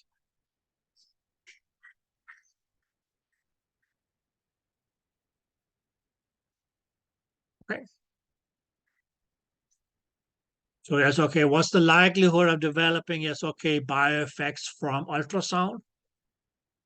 Extremely thin. Because even yes, okay, at maximum color Doppler and so on, so on, so on, so you may have to scan the patient continuously up to 72 hours to cause as okay enough rise in the temperature to cause as okay bioeffects. Now, who is going to okay be continuously scanned for 72 hours?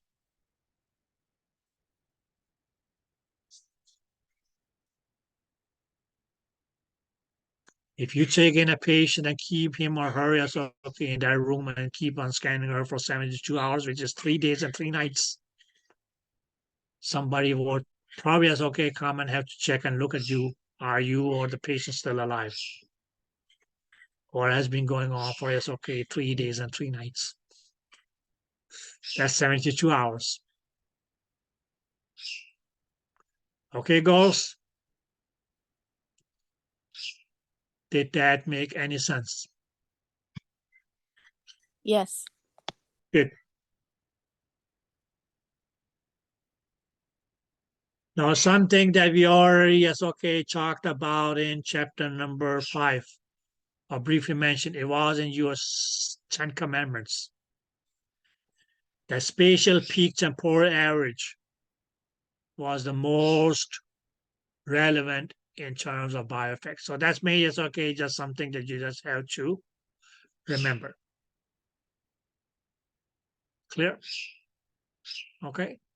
We can say, recording is your spatial peak and temporal average was most relevant in determining the development of bioeffect. You can say higher or lower thermal index.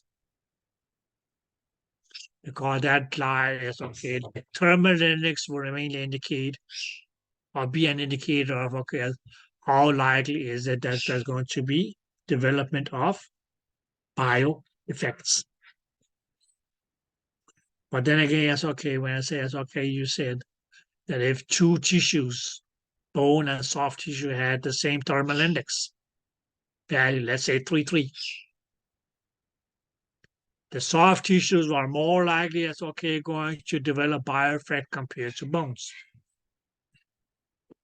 And that's when you experiment with your what the blue we call that fellow, Christmas dinner or just a barbecue. Okay, just leave a couple of buffalo wings on that grill for an extended period of time. As what you may see is they turn into charcoal.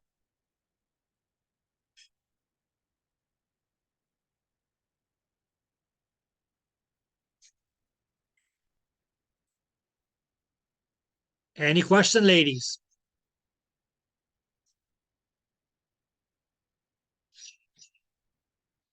Good.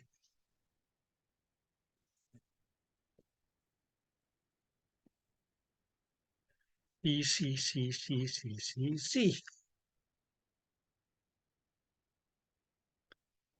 You guys want to take a little breather? 5 minutes? And then we're just going to come back and talk about study techniques.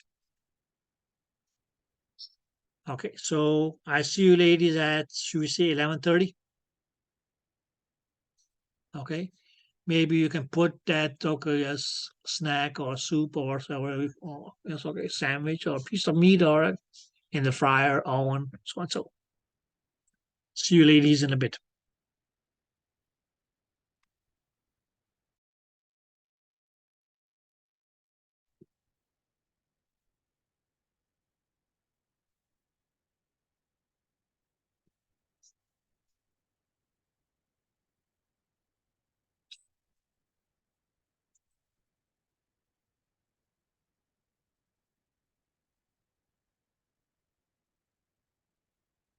Okay, ladies, welcome back.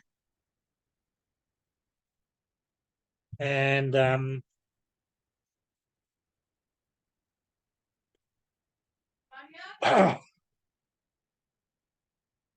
so far, any questions?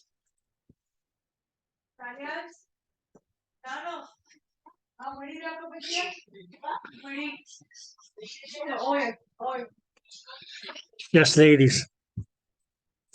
So far, any questions? No. No.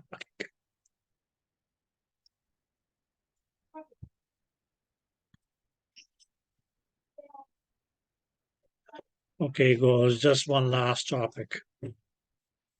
And then you goes on. Yeah, and we can mainly just say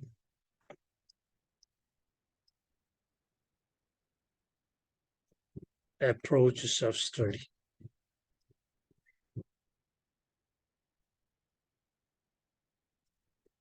Okay. Now, some of the things that we just have been talking about has been confirmed as okay by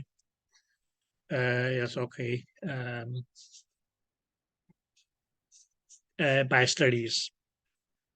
And technically go, that's okay, when we talk about that's okay, things like this, that means that's okay, two ways or approaches that they may use to study. One is generally going to be as okay, what we can call as okay, a mechanistic approach.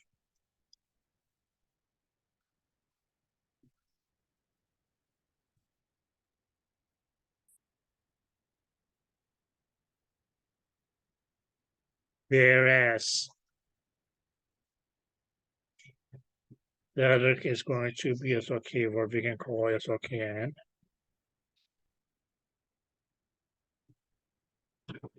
empirical approach.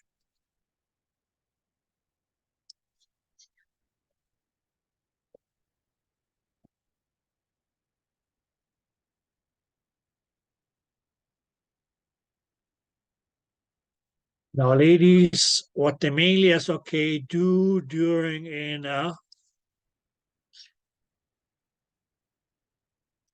mechanistic approach. That's mainly as okay where they as okay study as okay the relationship between as okay a possible cause. Or let's just do this. Okay. Is going to be as okay the cause and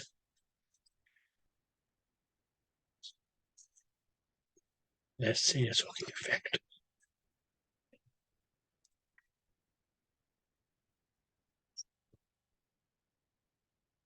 Okay. So mechanistic approaches mainly as okay where they as okay look at okay as a possible cause and its effect. Now, ladies, we can just take okay as a day to not really a day to day, but it's okay a common example that most of us might have heard of. Which mainly is okay as has been as okay confirmed as a result of okay as a mechanistic approach. Okay, and that example is going to be that we say as okay cause in this case is going to be as okay smoking, and where we actually is okay now. No is, but it's okay. The effect that they want to see is smoking actually is okay causing or having the effect of okay is causing. Let's say it's okay lung cancer.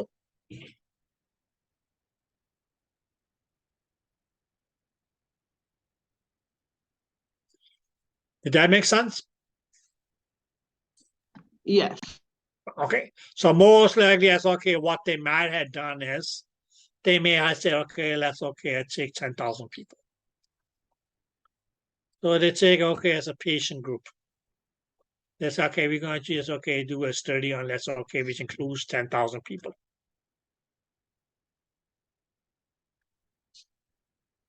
Okay, where they mainly will say it's okay. These is going to just okay be divided into two groups. One is going to be as okay, we can say it's okay non-smokers. And the other one was going to be smokers. And then the Armenian says, okay, now how many of the people who were non-smokers develop lung cancer versus okay the smokers? Now mainly because that they found that okay, yes, let's say it's 5,000 people per case in each group. Okay, but they may say okay, here was only as okay 100 people who developed lung cancer. Where here is okay out of the 5,000, yes, okay, it was 3,500 people who developed lung cancer. That's when the main is okay, establish the fact that saying that's okay. Smoking leads to lung cancer.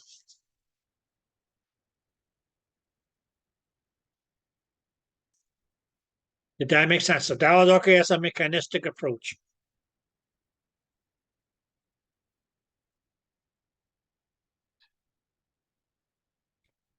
Clear? So you can mainly as okay do that, and you can say as okay any case scenario, okay, or as okay study as okay different things. You can say as okay an ultrasound here as okay our cause was going to be as okay. You can say it's okay ultrasound,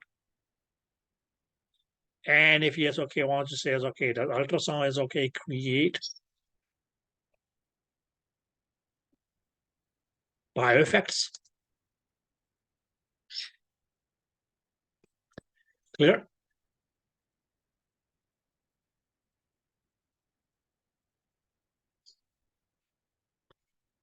Did that make sense? Or you can say it's okay in another yes okay. You might say okay yes that X-rays produce bioeffects. Clear? Did that make sense?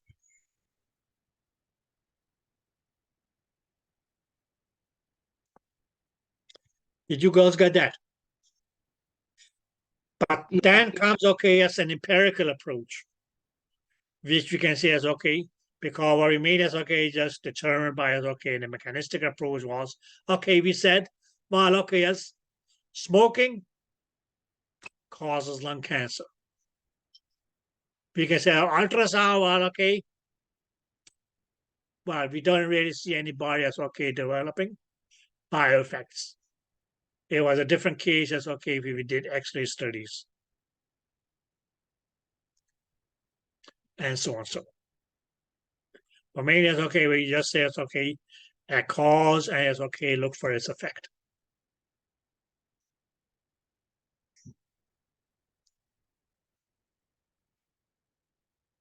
Clear? Any questions? But then when they just okay, look because we can say okay, roughly say it's okay that in each group here is okay, we had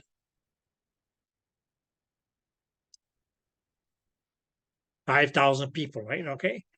We had 5,000 people.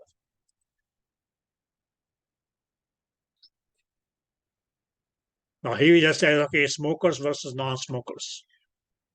Because we want just okay to establish okay, what is the effect of smoking. But you still see as okay, out of these people who were smoking, only as okay 3,500 ended up just okay developing lung cancer. So the question may go as okay, what about the other yes okay 1,500 smokers? Why didn't they develop lung cancer? Or what caused, or what actually is okay, or would be as okay a determining factor of okay as that the 3,500 of our 5,000 smokers developing lung cancer.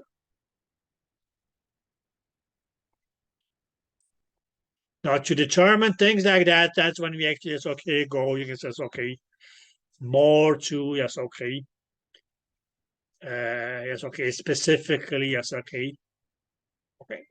So here is not just the cause and effect, but actually where we actually is okay, yes okay, an empirical study, or we actually study in an empirical study, or it's okay, empirical approach is going to be.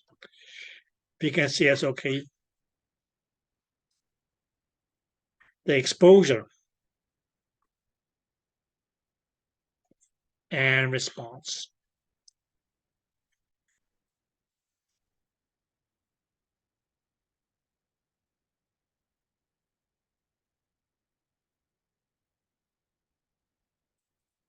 Now in this case here, as okay, our response is still going to be as okay, lung cancer.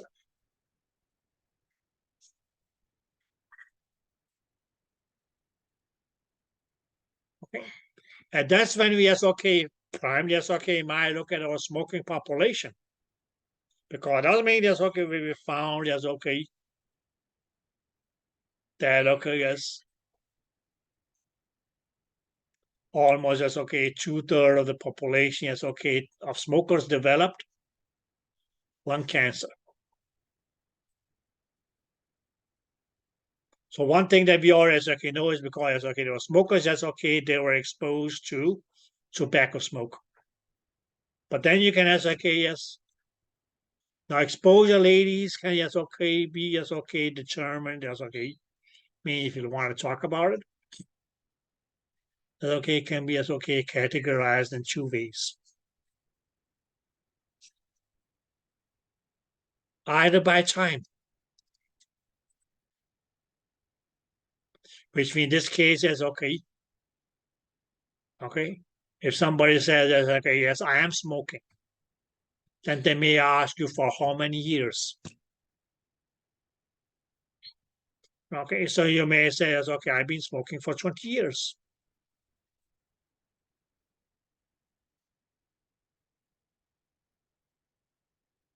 Did that make sense?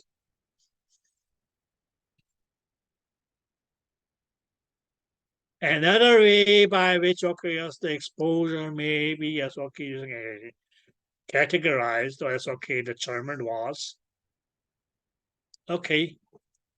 we can say number of packs per day.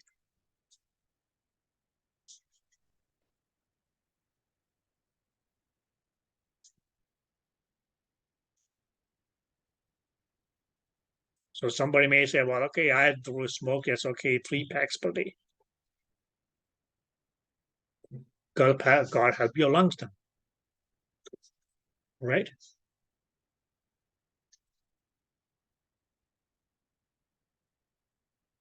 Did that make sense? And mainly when you can say comparing and contrasting. I mean adding or multiplying these two factors up here. They may explain determine how much tobacco smoke is it that a person has been exposed to.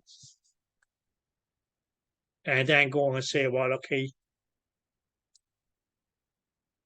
what was the amount of exposure that eventually led to lung cancer? But the mayor says, if somebody has been smoking for, let's say, 10 years, and it has been 10 years and as 3 packs per day. Bum. That was going to be the amount of tobacco that was going to lead to lung cancer.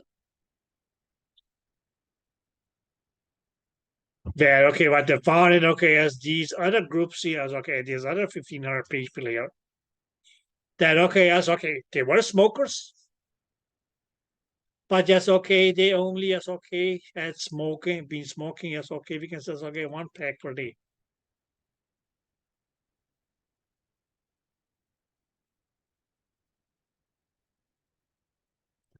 Something like that, right? Okay. But they says they might have to be smoking that for for 30 years until they get the same exposure as something like this.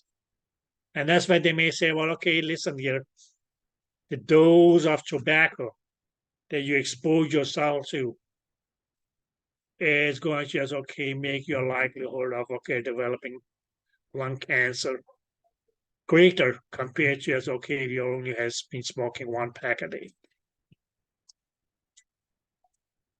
Something like that.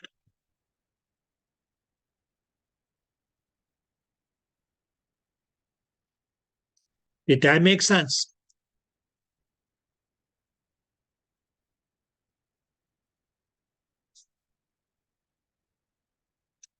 Did that make sense, girls?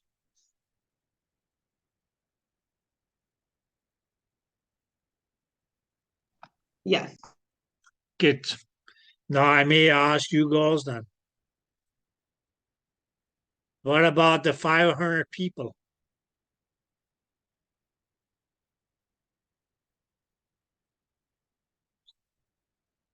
who is okay were non-smokers, or the 5,000 population group. But it's okay, we still say, okay, it's okay, there were, for instance, okay, 500 people who were not smokers, but they still developed lung cancer.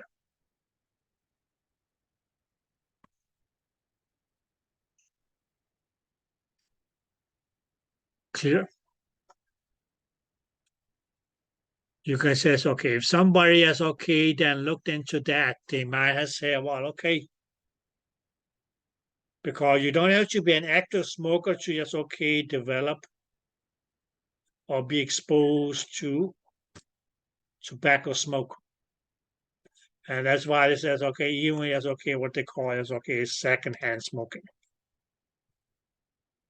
may put you at a risk of developing lung cancers. And that's why it's okay, that's when they study, okay, on the non-smoking side. And then they may ask, okay, those 5,000 people, do you live in a household where people are smoking?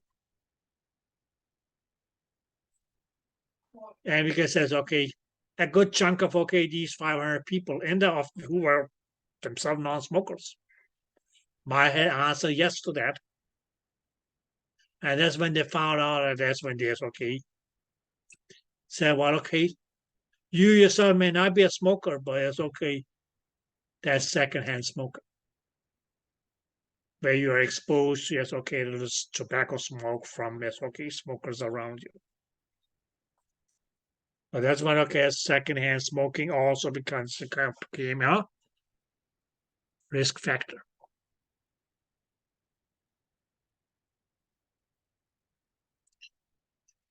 Did any of this make any sense?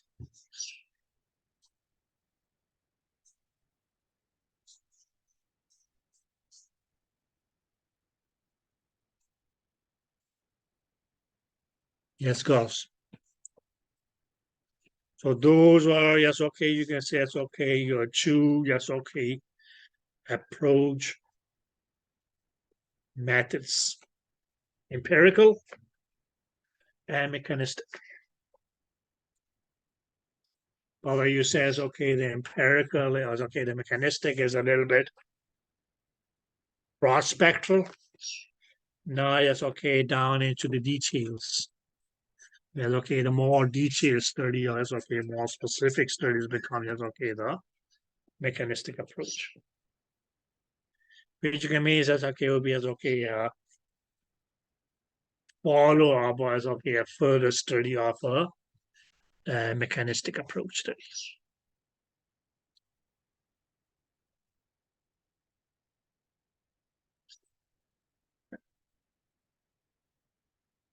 Or whichever approach is okay, what they have found out as okay as ultrasound is, it is still a safe diagnostic procedure.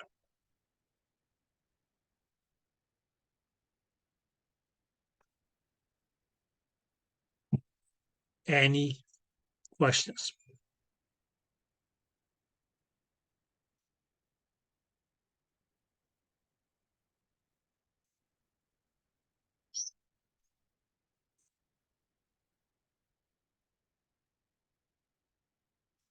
Any word of wisdom?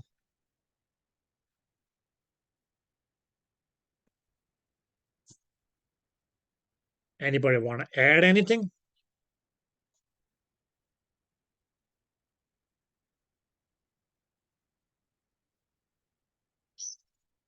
Now, girls, with this, I can say that was all that I could offer at this moment here for ultrasound physics.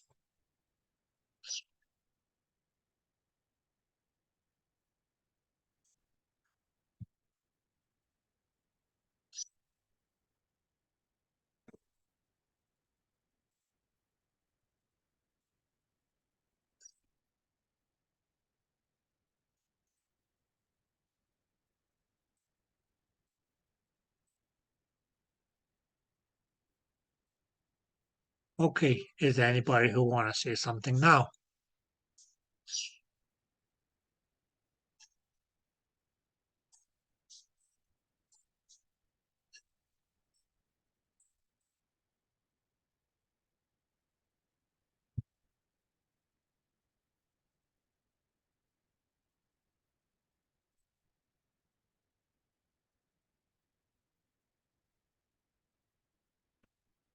Hmm,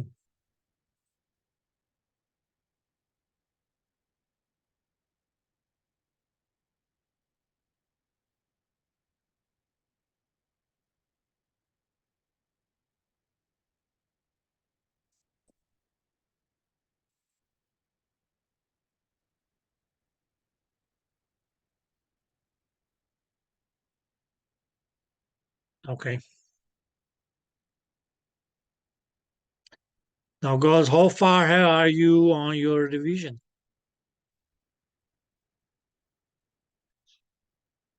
You girls realize you don't have much time left, right?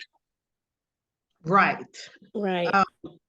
I had a study session last night, and some of the stuff we was going through, I said, "Oh my God, I forgot about like certain Exactly. stuff." That's why I kept on saying those days off here, those half hours, 20 minutes, so on, so on, so.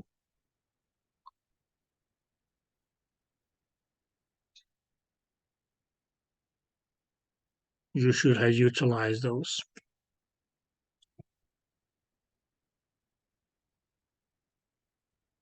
because okay, it's not okay. So let's see if we can, it's okay, try to refresh.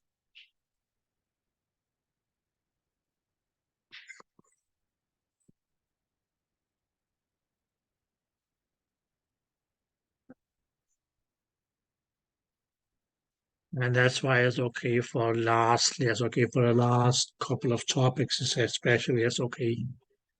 I kept telling you, okay, at least it's okay to be able to understand these topics. It's okay, go back and look at this topic, this topic, this topic, this topic. So we could actually, it's okay, kill two birds with one stone. You prepare for an upcoming topic, but you also indirectly, it's okay, revise that topic that we already have done. Now, girls, although yes, okay, it says ultrasound physics. But to be honest, the only real chapter that was physics in this book here was chapter 6 and chapter 18.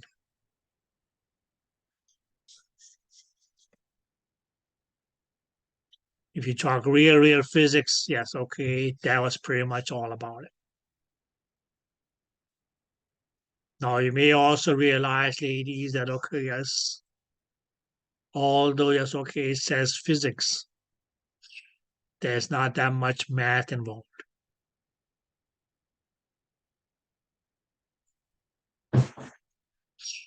Or numbers. It's mainly about the relationships. That was what I told you girls on the very first day.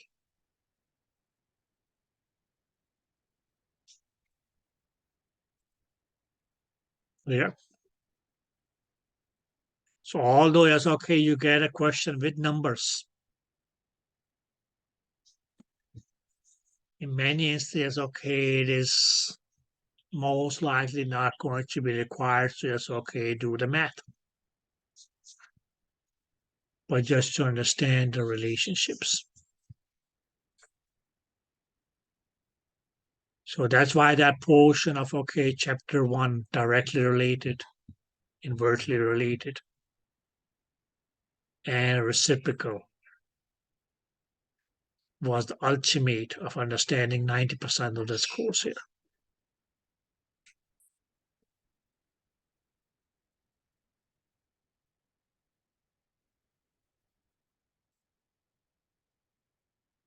Okay, Shaq, now since you're set, and what topics did you realize that you had forgotten? Half value layer thickness is really still not sticking when I go back. I know you told me it's about relationships, but I put it in my notes. I just can't find it right now. I have So you just got, okay, yes. Your thermal index increased. Try to just, okay, locate your half value layer thickness nodes. right. Okay. Did you find them or they're still lost in transition? They're still lost. They're still lost. Yeah. Okay. Is there anybody who can help Dr. Brown here with her half value layer thickness?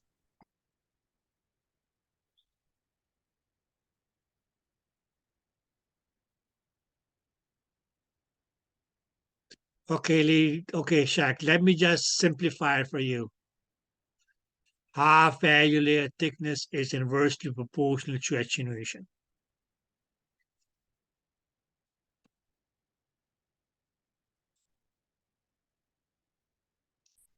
Now you can just add a note and say attenuation is directly proportional to frequency.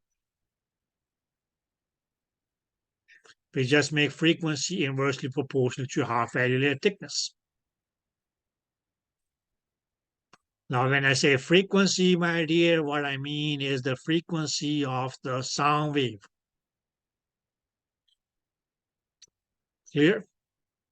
Please, please, please, please, please, please, please, not the PRF.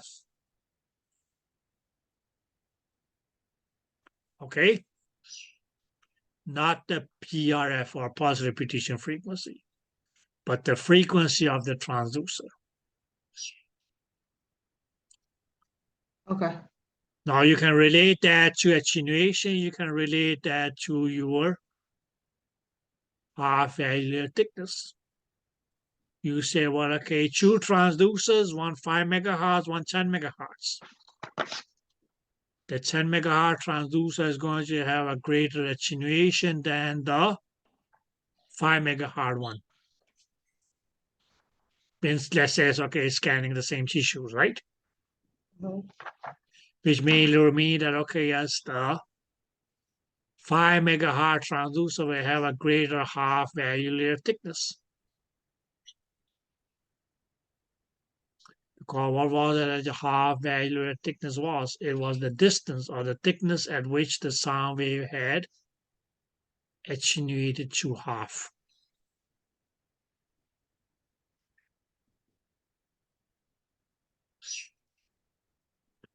Did that make sense? Yes. Good. Now you can also put it in this way and say, yes, okay, the initial intensity is going to be as okay directly proportional to the half value layer thickness. Why? Now, provided, okay, it's the same frequency. Clear? Okay, so two transducers with same frequencies. But if yes, okay, one transducer is okay, transmits a high energy, a high intensity sound wave versus a low intensity sound wave. It's going to be the high intensity one which will have a greater half value layer thickness compared to the low intensity one. Okay. Just look at it in that way that, okay, yes, it is your car. It's going to be driving in the same terrain. But in one case, that's okay. You are having, okay, yes, 10 gallons in your tank. You may be able to drive 500 miles before it's okay, that tank becomes half full. Clear? Whereas if you only had 5 gallons in your tank, well, okay, yes, you may only be able to drive as okay 250 miles before that tank is half full.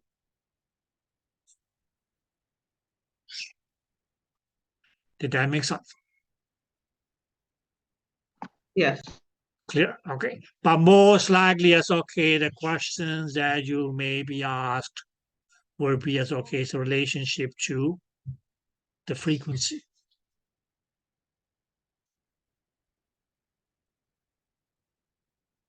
You may just can say as okay, a simple way to remember it that okay, as that it is, well, okay, inversely proportional to the frequency because it's inversely proportional to the attenuation.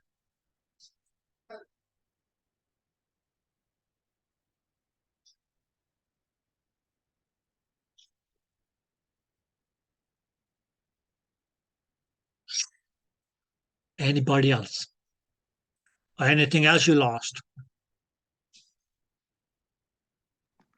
The attenuation coefficient, I know that stays constant, but when it acts, I don't know how, well, I had a hard time trying to figure out when, like, how would I know they're asking for the total attenuation? Now, my dear, a total attenuation, that's when there's okay, mainly we'll talk about it's okay, your attenuation coefficient and the distance. Okay, Okay, mainly it's okay, when you multiply those two, that will give you as okay, your total attenuation.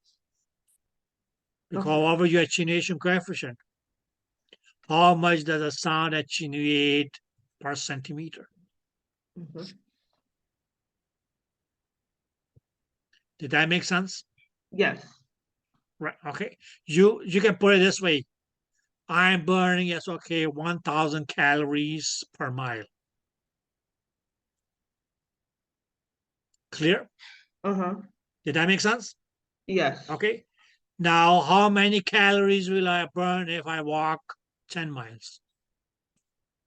10,000 calories. Which just becomes as okay, your total calories burned at a distance of, after walking, 10 miles. If you Okay, burn 1,000 calories per mile. I get it now, okay. Clear? Okay. There, okay, you can also be asked, okay, yes. No, no, no. This. Right. But you may also be asked, okay, yes, if you burn 10,000, or so you burn 10 calories per mile or 1,000 calories per mile, and travel as okay, a distance of 10 miles, how many calories did you burn for the last mile? Well, it's still going to be 1,000 calories, right? Because, okay, that remains constant.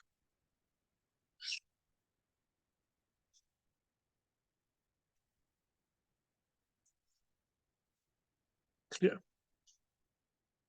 But please remember that, okay, there was a formula that said that, okay, attenuation coefficient was frequency divided by 2, which made establishes that, okay, as your frequency and attenuation or attenuation coefficient is directly proportional. You can also say as, okay, your attenuation coefficient is also going to be as, okay, directly proportional to your attenuation coefficient. And as well, okay, as the total depth of image, or what we call depth of field.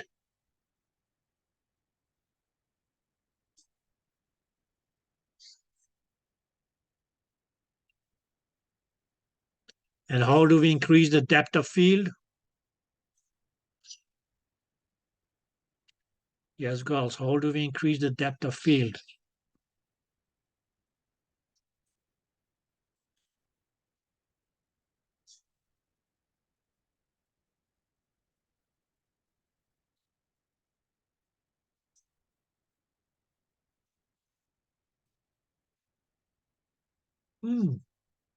Okay, how do we increase the depth of image?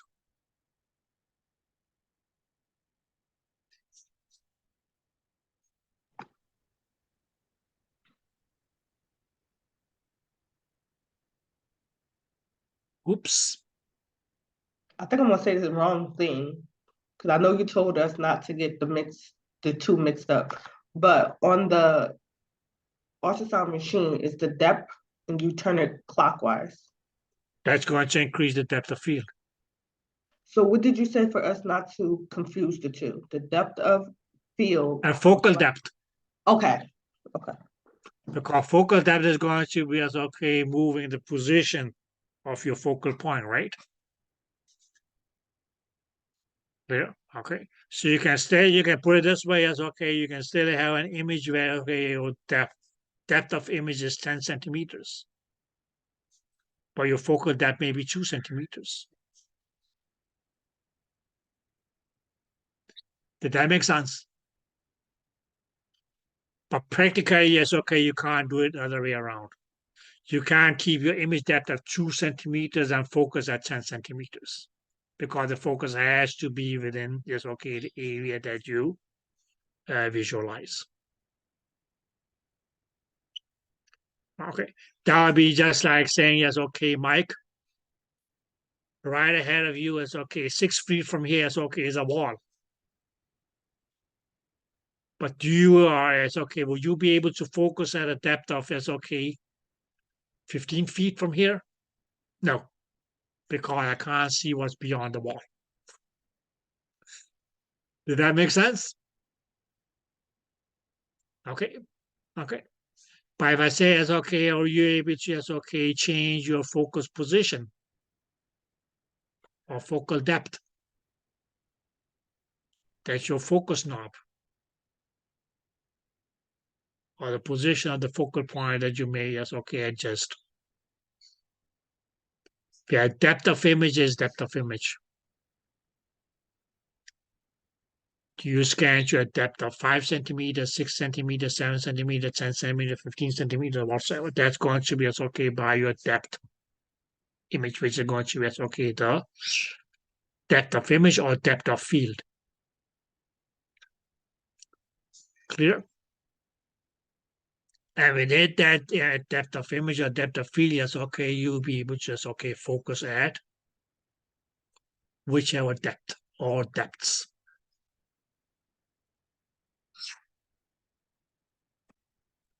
Did that make sense?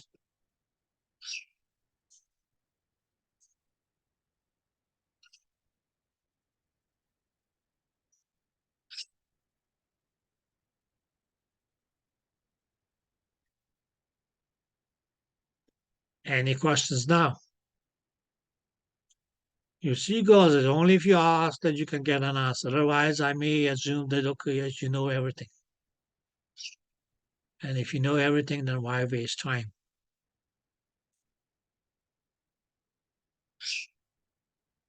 Right? Why not just take the final tomorrow, get over with it? No, thank you. Huh? Okay, so that's when you should come up with your questions, dear. Can we go over the reflection coefficient? I think it is, and transmission coefficient.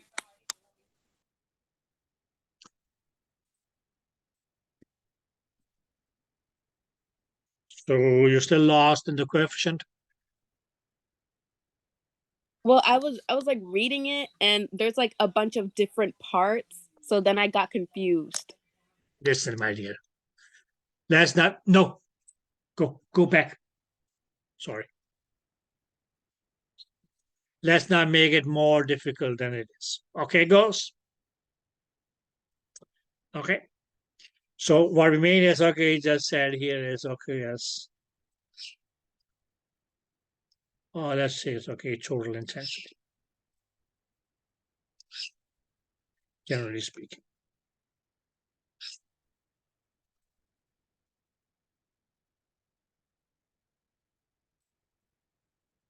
Clear?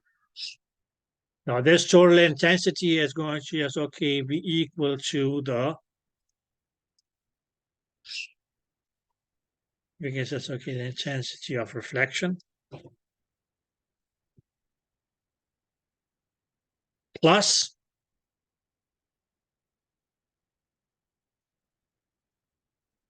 intensity of transmission.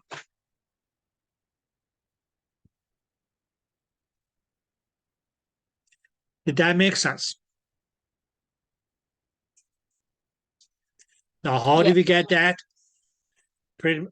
Just give me a second, girls.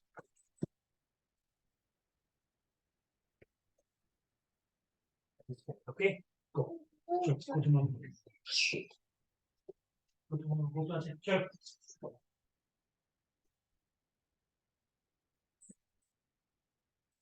Sorry. Where did we get this from? Is okay, the law of conservation of energy.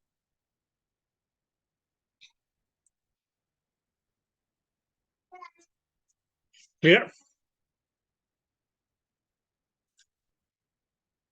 No, girls. There's nothing different. Why, if you say that, okay, as the total intensity was 100%, that mainly will mean that, okay, this 100% is going to, yes, okay, be equal to, yes, okay, the sum of intensity, reflection coefficient.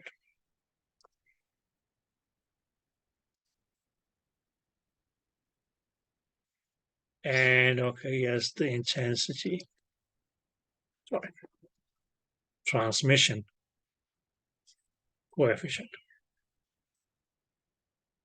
Now, mainly you can say as okay, here is okay, the coefficient mainly is okay, just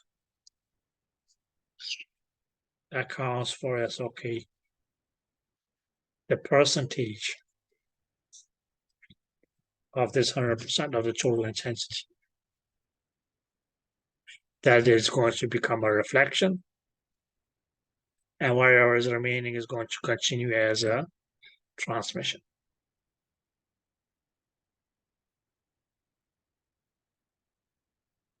Whereas if we say as okay, just for an example, was 2%, the remaining mean that okay, this one here is okay, gotta be 98% because okay, when we add these two up here, they have to equal 100%.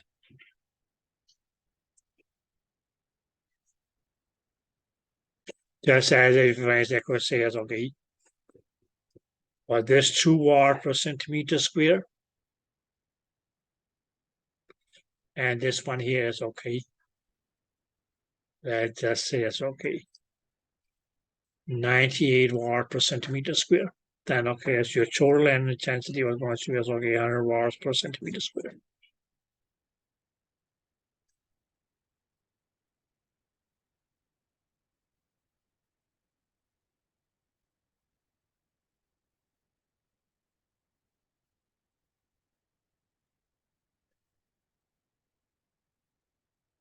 But when we made it okay, just say it's okay that okay, the total intensity is going to be it's okay, 100%. Now it's all a matter of okay, how that 100% is distributed.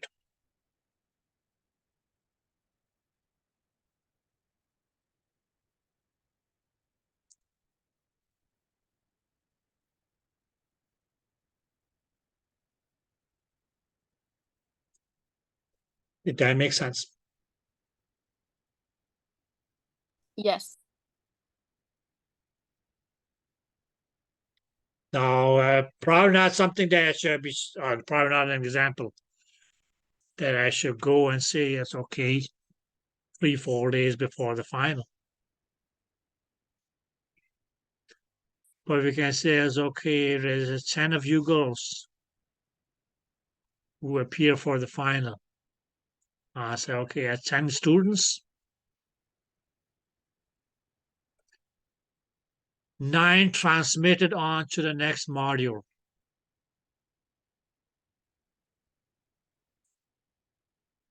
And 1 had to come back for a recheck.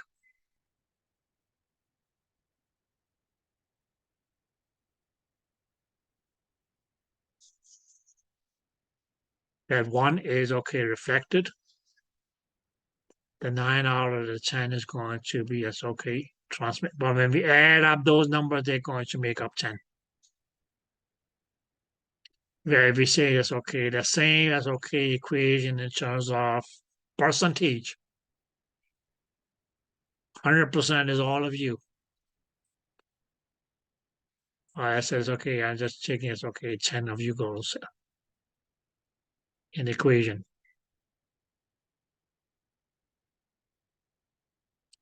9 girls proceed on, and okay, as ones come back for a retake.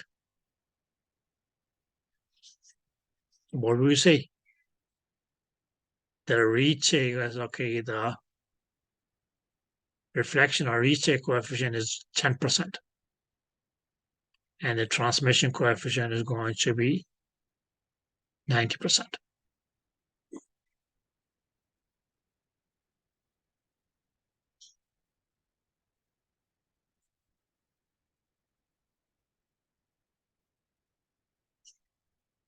Did that make sense? Now, ladies, I don't want anybody to come back for a retake. Now, how should we make that possible? Anybody have a plan for that? Ask questions. Okay. So did you get your coefficient versus regular? Coefficients is mainly as okay, where we just talk about how many percent. Clear? Where we say as okay, regular intensity, transmission, reflection is mainly as okay, just going to be as okay, expressed in terms of just okay, intensity. Was the intensity or was the amount of energy per area that is going to yes, okay, get reflected back? That's the reflection intensity. Transmitters are going to be as okay, transmitted. But if you express those in percentages, that will become yes, okay, your transmission coefficient and reflection coefficient. That those percentages have to add up to best become 100% based on yes, okay, your law of conservation of energy.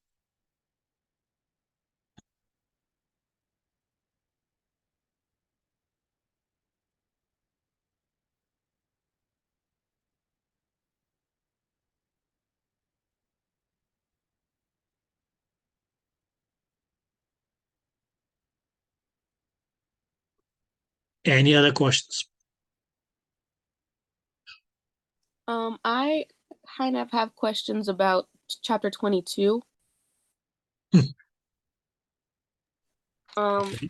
I just know like we watched videos on it, but I don't know if I like have everything that I need to know. Because I know they were. Do you want us to know what like the points on the phantom stand for?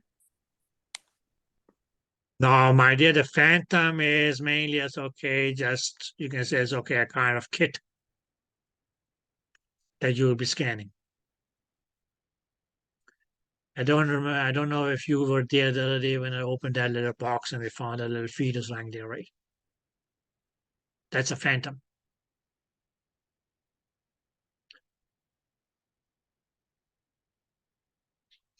Okay. That okay as the DMS students may be scanning is okay when they go for their OBGYN module.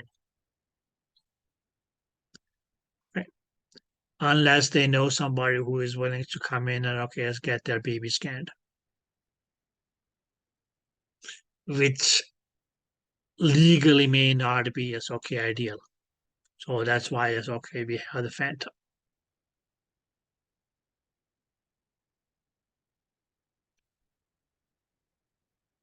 Clear? Yes. So the phantom is made as okay, just a fixed model that you may as okay use to scan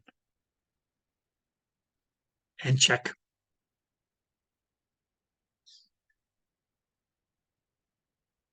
Because as okay, you mainly as okay would like to as okay compare as okay what you see on your image against what you see as okay on the phantom. Now just replay those video links that I send you. And I said make it clear. If you still have any questions, let me know.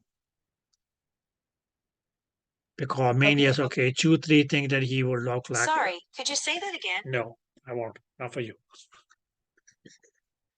Okay.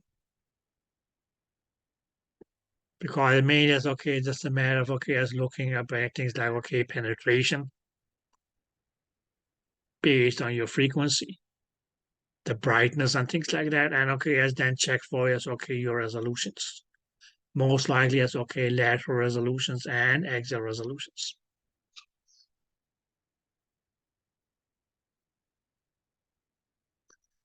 And then that was just that thing that we talked. That's that I told you is the dead zone. That was pretty much it.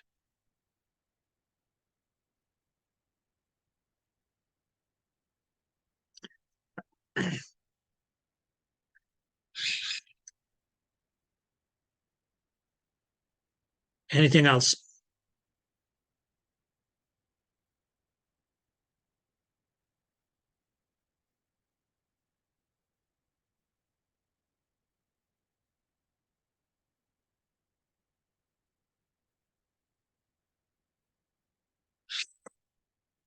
Yes, ladies. Where was it? Let's see.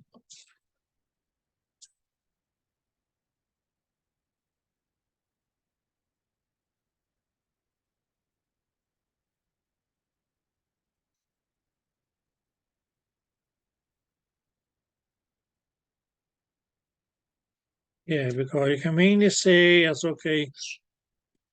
the phantom on page 382. That's the one that he mainly used in the video. But then you can also just go and look at things and as page 388, axial resolution and lateral resolution. Okay, but he mainly shows how to do that just on the video. So that's why it's I pause the video in the middle and say, well, listen, this is what he was talking about.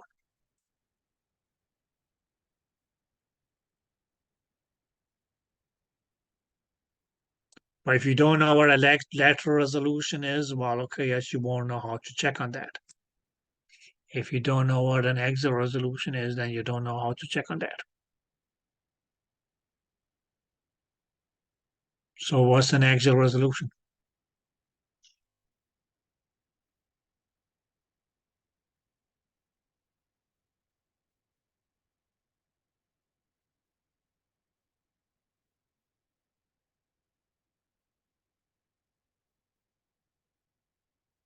Yes, ladies, what is an axial resolution?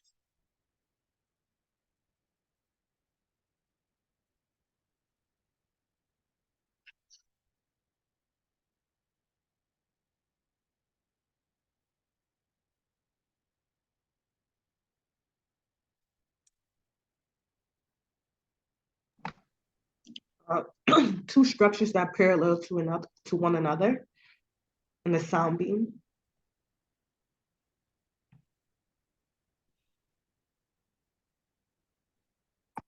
Where we can say is the ability of accurately display two structures which are parallel to the main axis of the sound beam.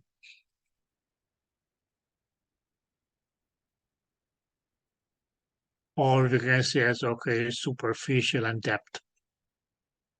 That's why they call it a shallower and deeper to one another. That's why they also call it. What was another name for axial resolution? Radial. It's a lot of names for axial. Exactly. And what did I tell you? You have to remember all of them.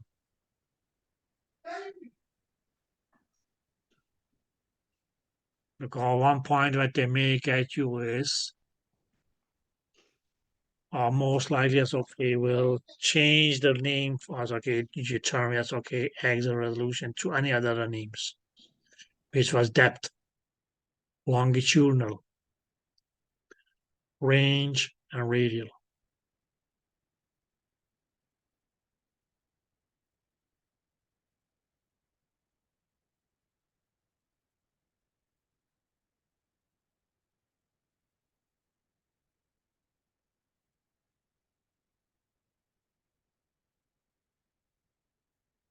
Now, what was the relationship between your axial resolution and frequency?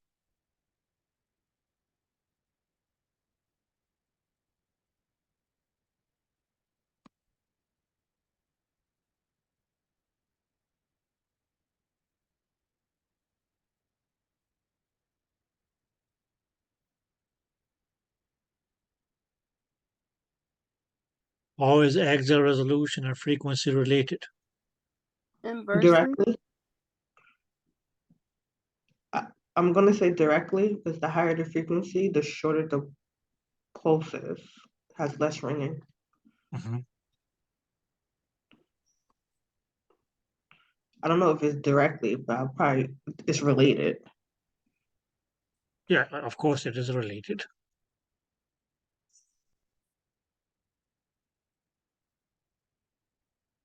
Okay, as you can see, a higher frequency is okay, the shorter the pulse. And the shorter the pulse, what about your resolution here? Better. Better. Okay, so you can say it's okay, a higher frequency is going to lead to a better axial resolution. And a lower frequency is going to lead to a poor axial resolution.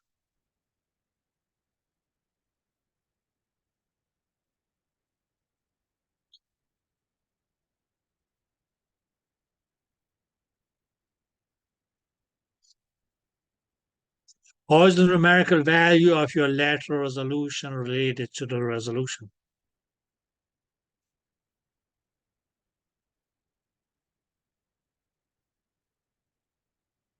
How is the numerical value of your lateral resolution related to the lateral resolution?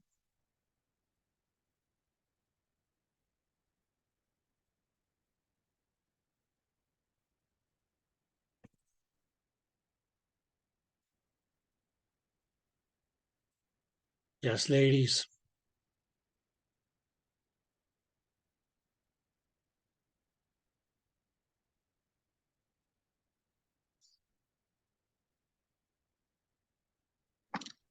You said lateral resolution?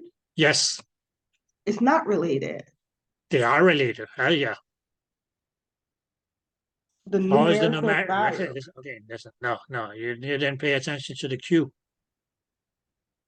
My question is, how is the numerical value of your lateral resolution related to the lateral resolution?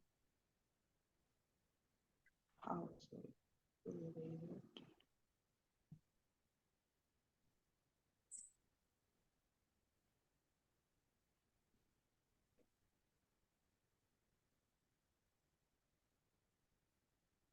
Okay. If your lateral resolution has a low numerical value, would that be a good lateral resolution or a bad lateral resolution?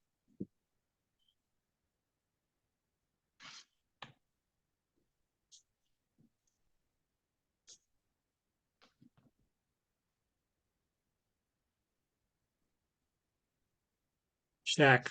It's not only you who is in the electrical shear. Anybody else should also be trying to answer.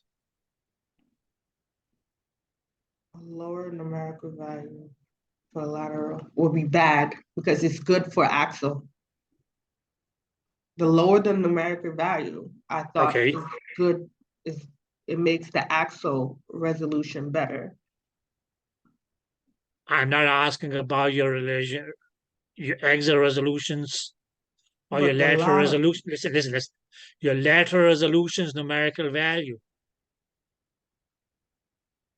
is not going to affect your lateral resolution. okay.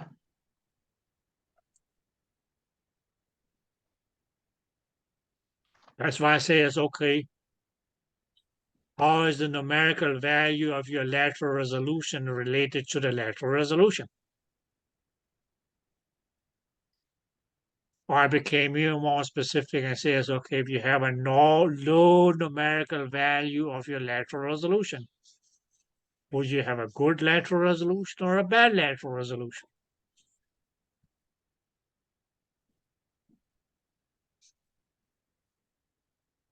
What page does it talk about the numerical value?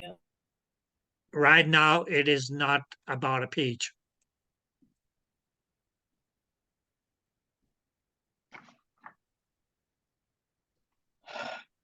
I pretty much wrote down pretty much as most of our spatial resolutions on a sheet for you guys. The greater the numerical value for your axial resolution, elevation resolution, and lateral resolution. If they had a greater numerical value, that will lead to a bad resolution. Whereas if they had a low numerical value for either of the resolution, that was going to cause that resolution will have a good resolution or be a good resolution.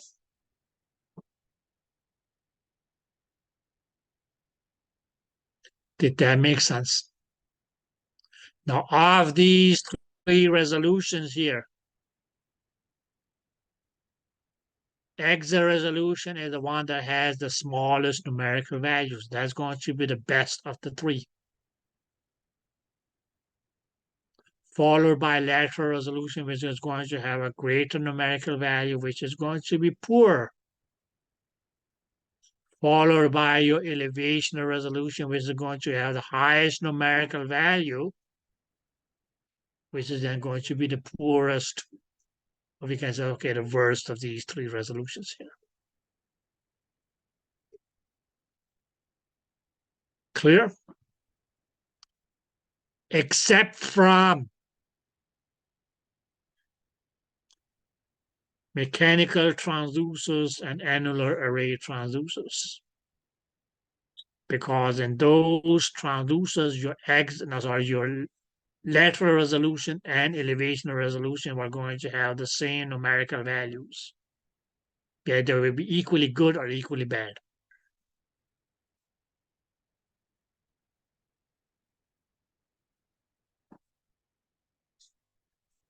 Did that make any sense?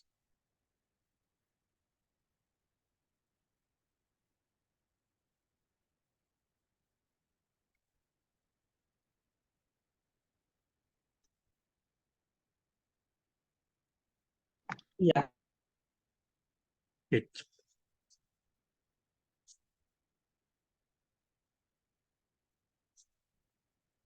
Now, does your elevation resolution remain constant?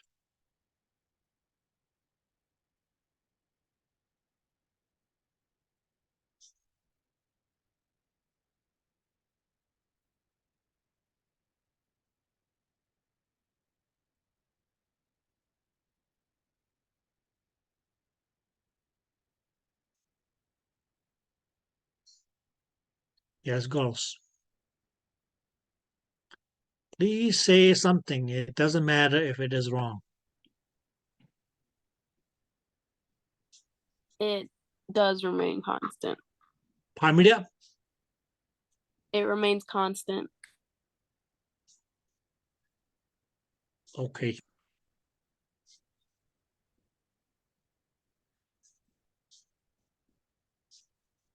How is that?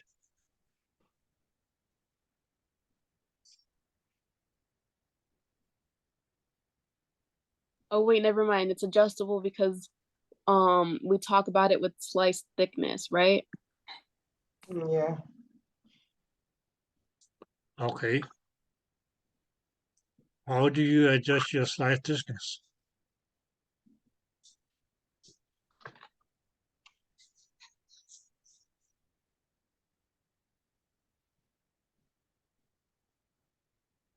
The It's 1.5. not constant. It's not constant. It's going to change at different depths. In the entire course of the beam, it is going to be at the focus that you will have the best of your elevational resolution.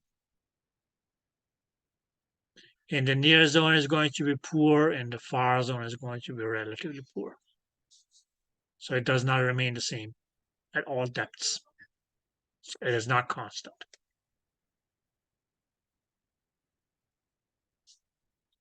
And my dear, the same applies for your lateral resolution. That is also not constant. Because at different depths, yes, okay, your beam is going to have different widths, right? The point where it has the narrowest width is going to be at the focus. So you can say, okay, that will be the point where you have the best lateral resolution because of the lowest numerical value of your lateral resolution. So of these three, yes, okay, resolution, axial, lateral, and elevational resolution, the only one that remains constant is your axial resolution. Because it was determined by the spatial pulse length, which was determined by the transducer. Number of pulses per pulse, or sorry, number of cycles per pulse, or what we call as, okay, the ringing, right? And then the wavelength, mainly as, okay, was set at the tissues. Oh, sorry, at the transducer.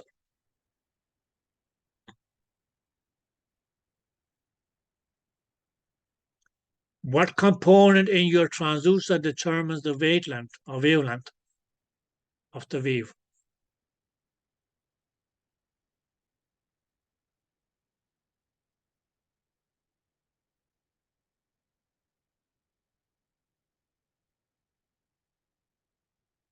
What component of your transducer determines the wavelength of the sound wave?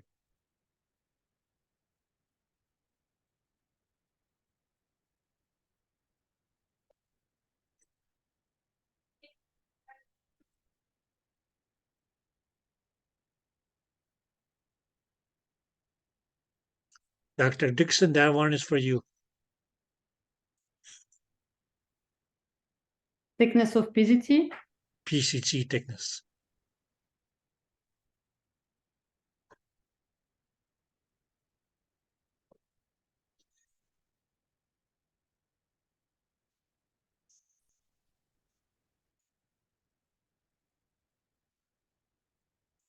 Okay, go. So these will be the kind of questions that you will need to, yes, okay, no.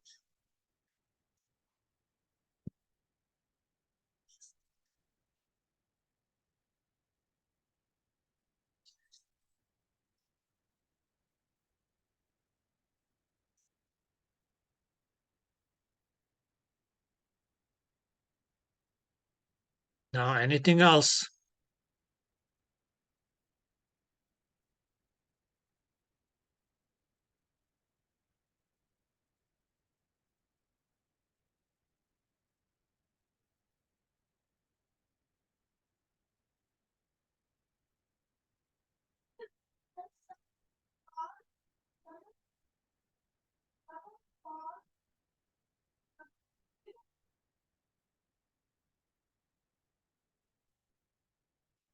Okay, girls.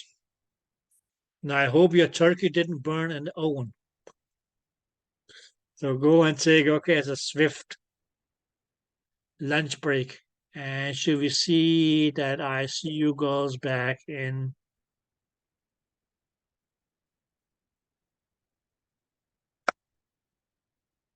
half an hour?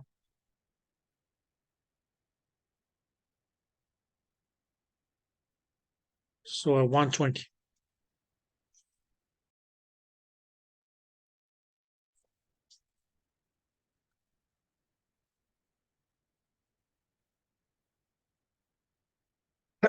Okay, girls.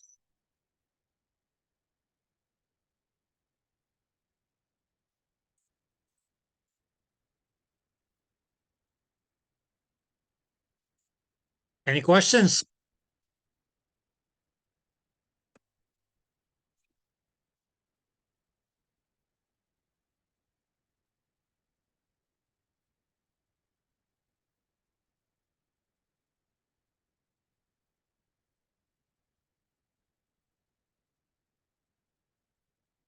Let's lay these.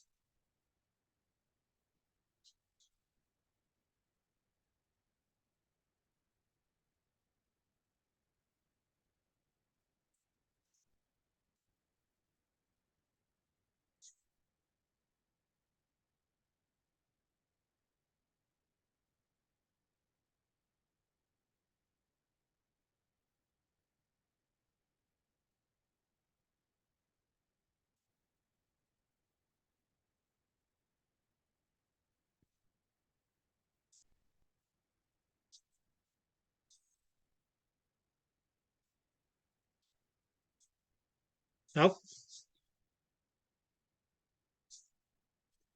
Okay. Do you guys have your phones with you?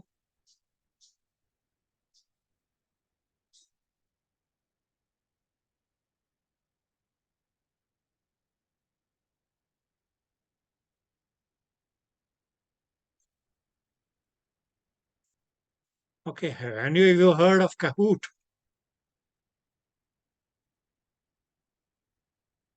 Yes. Good.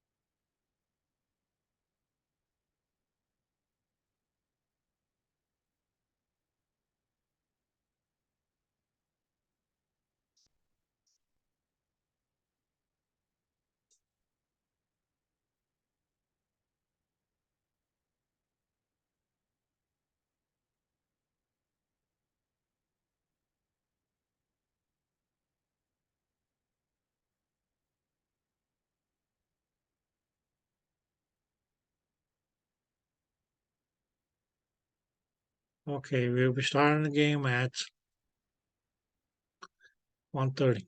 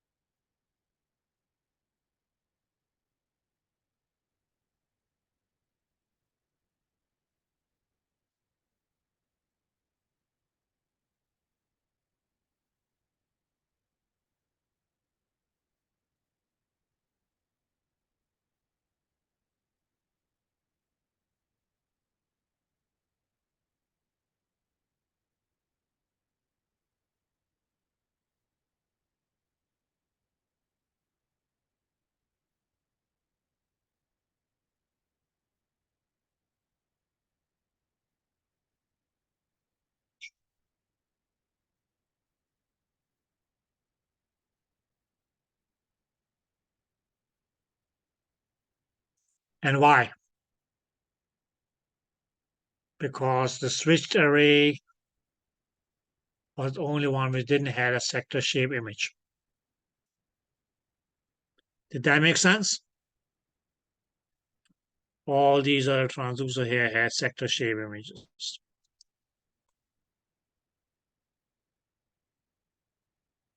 Okay.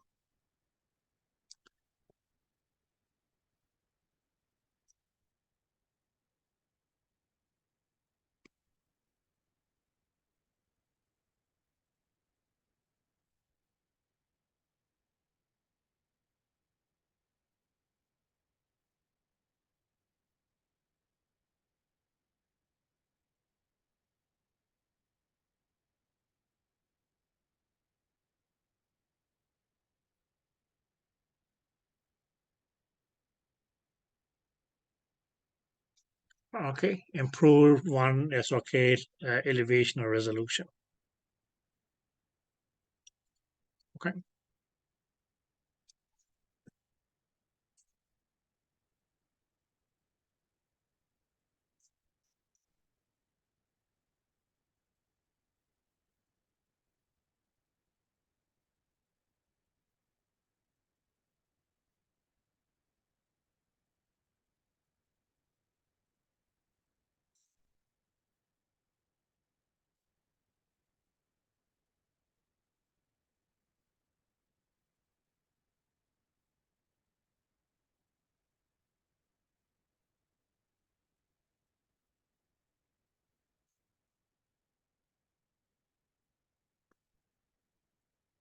This is me, SOK, just this SOK.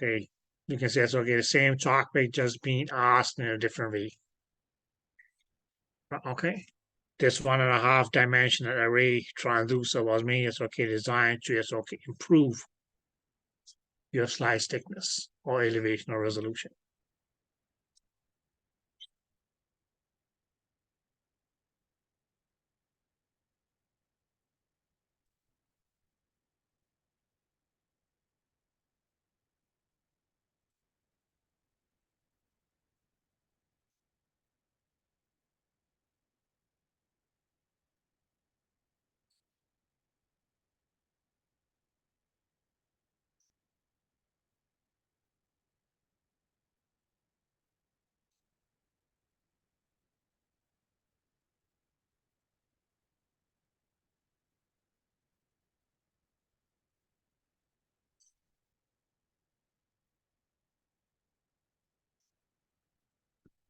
Okay, there was probably only one person, or that's okay, that I answer right.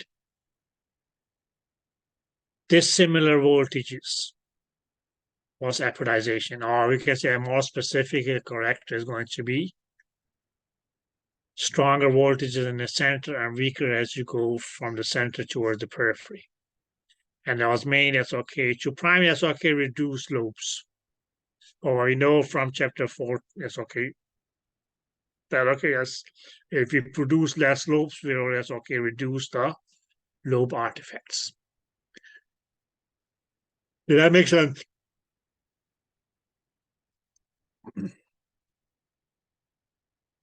Okay, the frogs are coming up.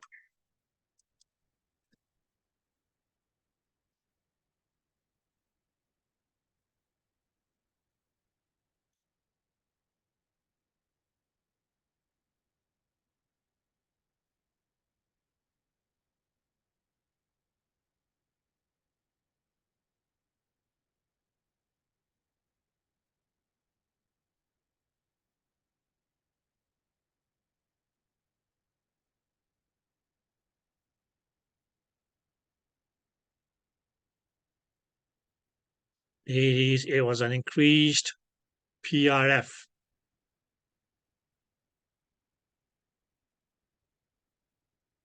You can say, okay, it will be lesser PRP. Okay. That improves your temporal resolution. Not increased frequency. Frequency has nothing to do with your temporal resolution.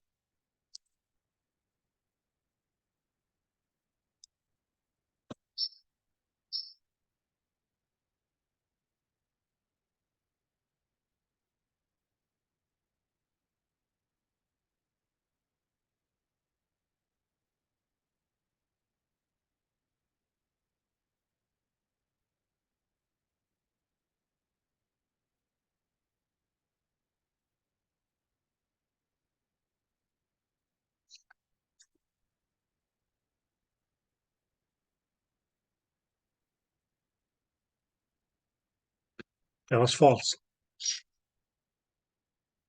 Okay. We can say, okay, more number of pulses will, okay, degrade your temporal resolution. But as far as the duration of the pulse, it's not going to be related to your temporal resolution.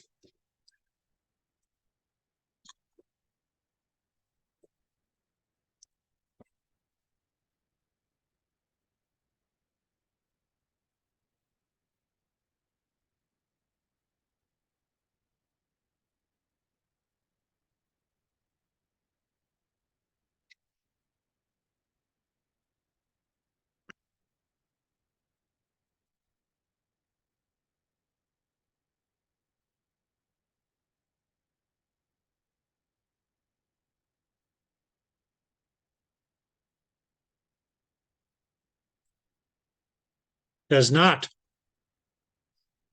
We just answered that, right? Okay. Had I said does, then okay, has already been false. So we just indirectly as okay answer that question in the previous question.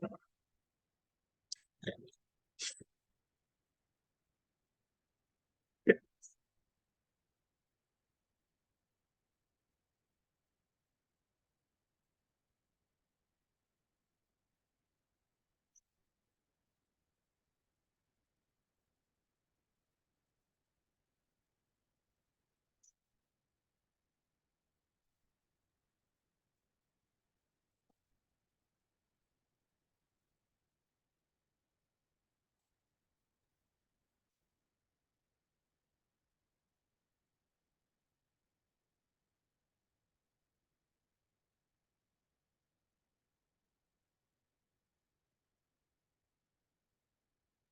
Okay. It's not the pulse duration, is the PRP. Well, you can say it's okay, affect your temporal resolution.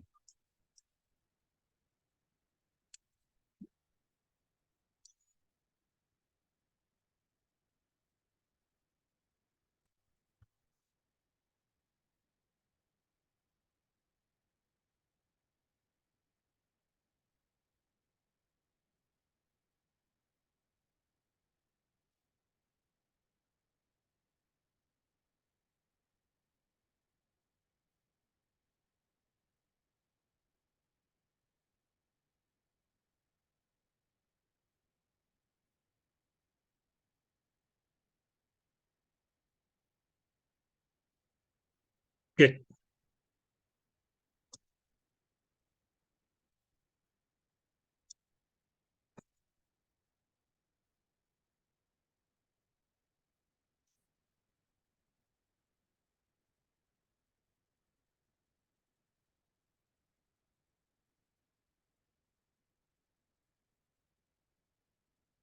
Now we're down to answer this question here wrong.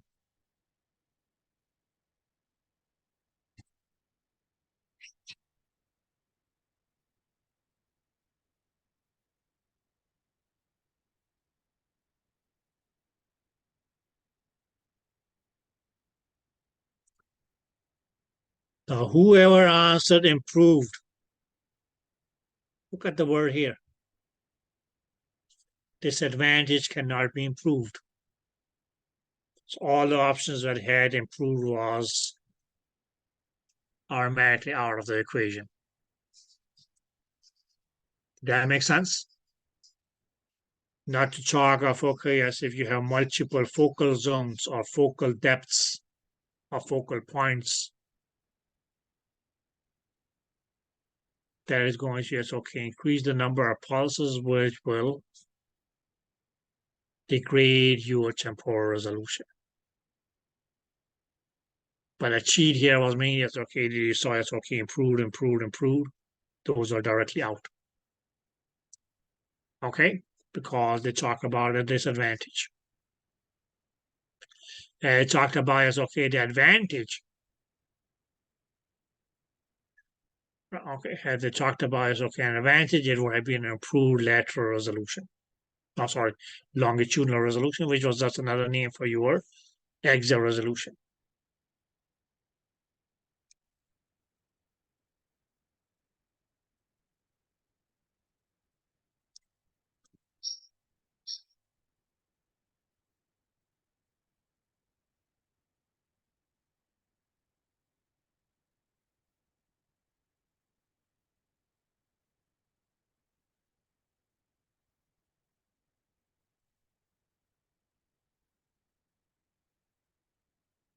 Now, man, I said something wrong in the last one, so that's fine. Let's see if somebody use their brain.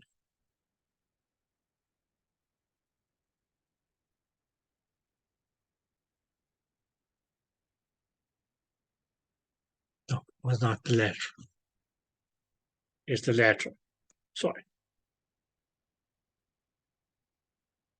Multiple focal points is not going to improve your lateral temporal resolution, rather vice versa. It was going to improve your lateral resolution at those multiple focal points, because at those focal points you have a narrower beam, which means it will cause that, okay, yes, at multiple depths you will have a better lateral resolution. Clear?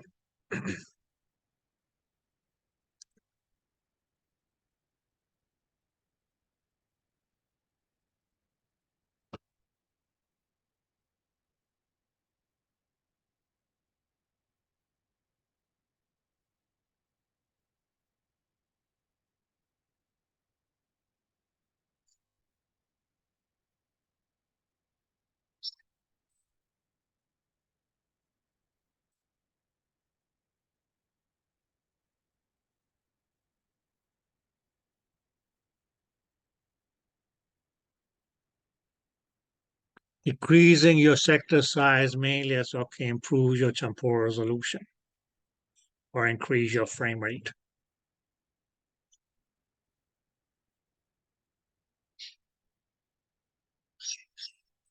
Clear?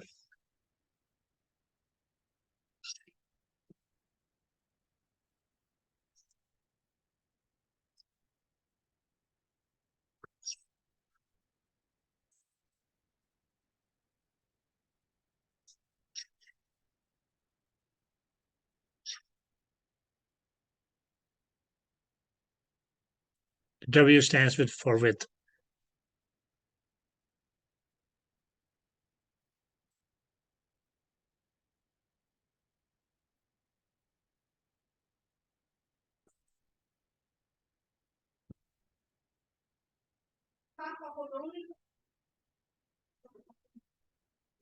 That was true. Okay. You can disregard it as sector, but okay, with a greater, yes, okay, greater detail. You can say, okay, spatial resolution, axial resolution is going to, yes, okay, when the acoustic pulses per degree angle is increased. So you can say, okay, a greater line density, if that's what you want to call it, is going to just, okay, increase your, okay, yes, okay, gather better details, or yes, okay, spatial resolution.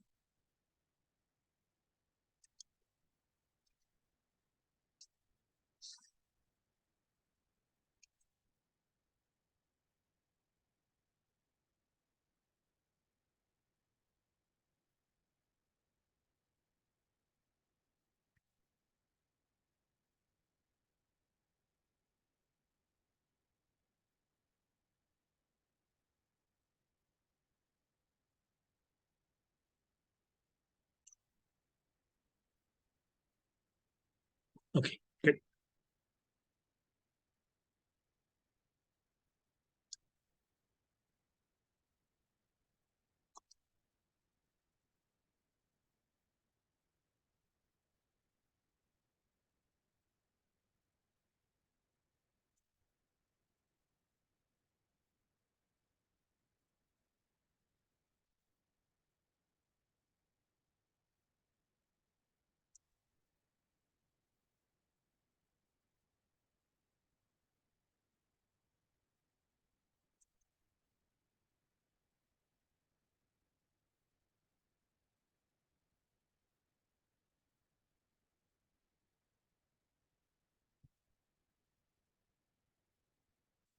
Now, girls, here your frame rate remains the same, although yes, okay, you decrease the sector size from 90 degrees to 30 degrees.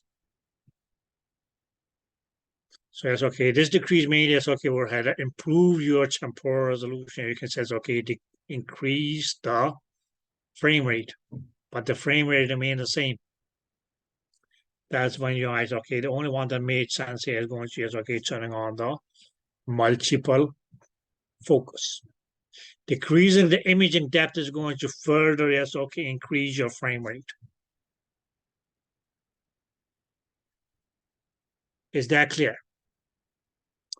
Okay, and okay, yes, your pulse duration has nothing to do with, okay, yes, your frame rate, and so and so. Okay, okay, and okay, as PRF is increased. That's not even a question here.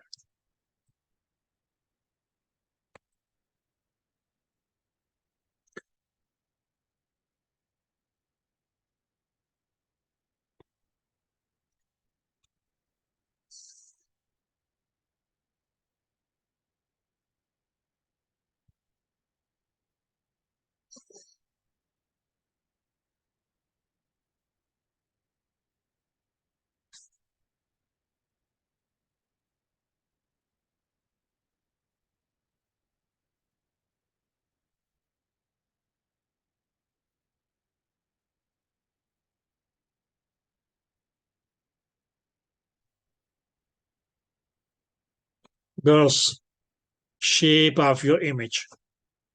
Mechanical scanning or mechanical transducer was a sector shape. So was the linear phased array.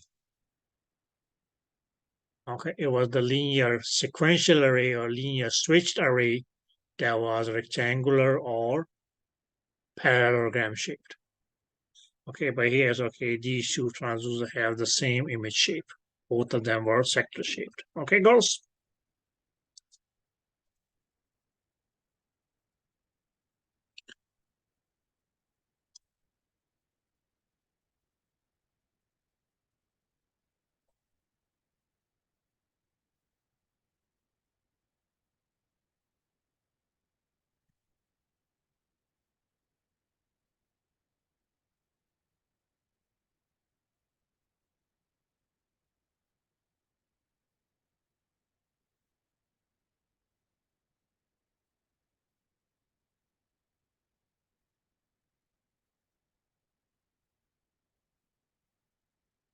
Now, because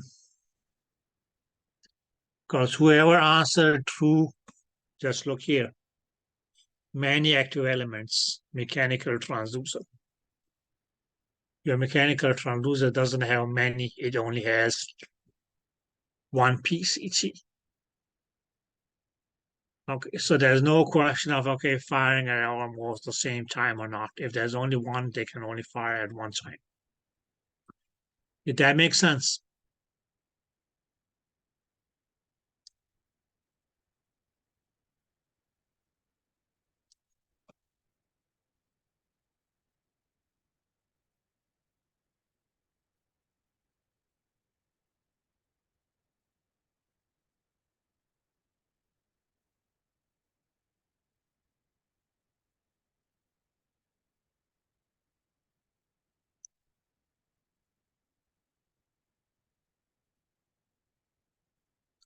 That was true. Good. And the trick is in almost.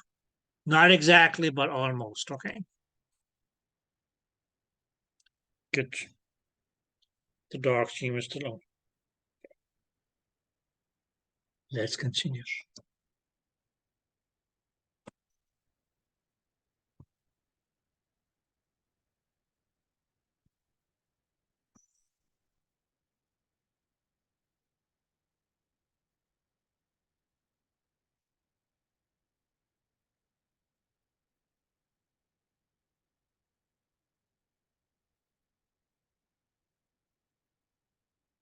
Listen, girls. Mechanically steered. Okay, that was true for your phased array, but then fixed single focus, that was not what you had in an annular phased array. That was only as okay in a mechanical phased array. So once you see single focus, that can never be an array transducer. Did that make sense? Yeah. Okay.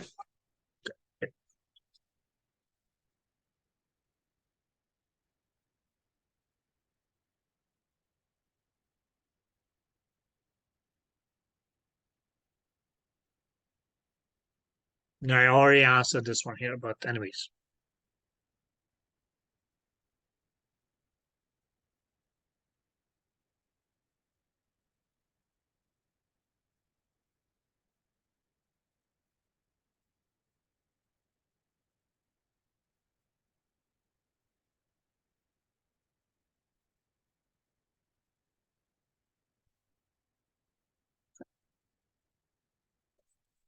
And my dear, it's not an annular sequential.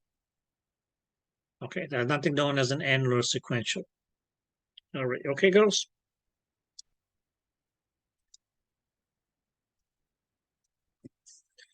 Okay.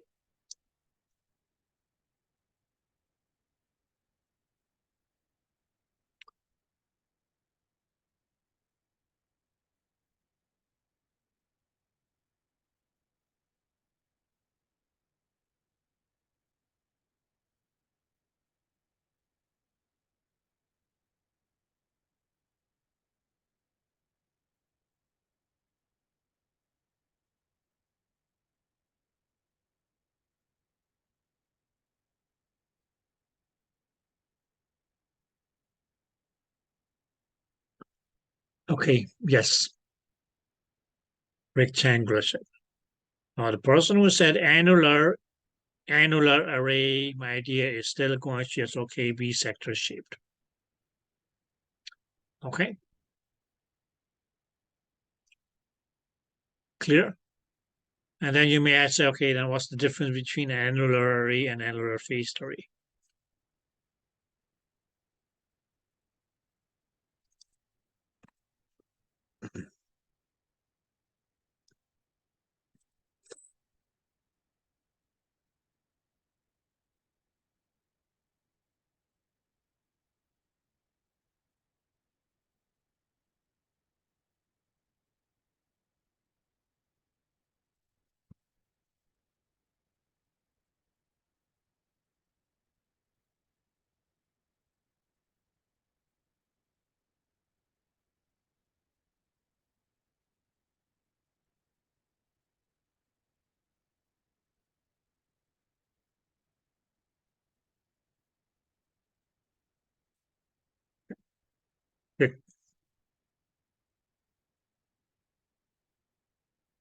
This would have been the correct answer had it said pulse.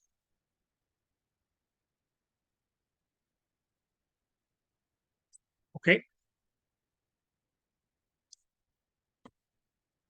Just keep in mind that, okay, it's all your PCTs are going to just, okay, be fired to produce a beam unless it was a linear sequential array. So in that case, that's okay, it's going to be as okay, a small or bigger group. Then you can always argue as like it was a big and what's small.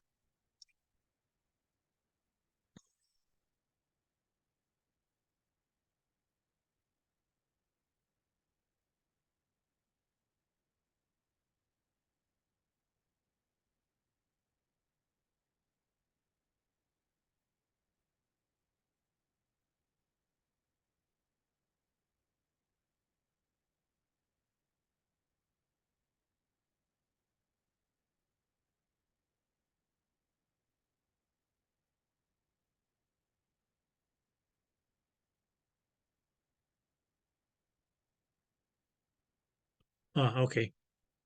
So they went with a small group. Okay.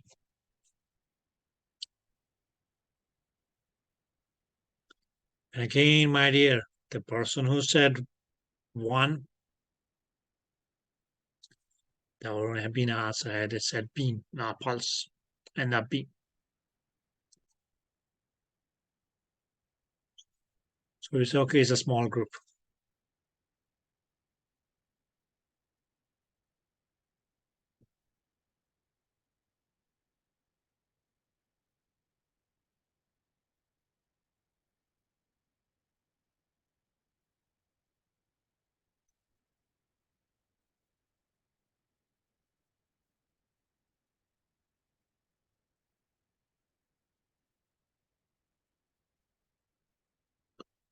Oh, well, okay, we have small uh, time delay. So what we call those was phase delay, right? Okay. It's okay. As the smaller the phase delay, it's okay. Deeper focus, longer phase delay, shallower focus.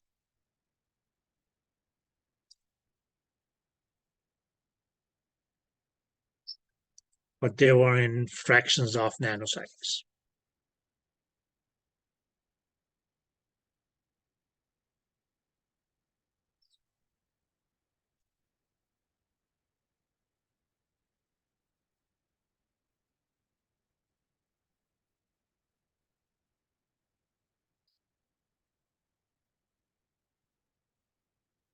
That was false.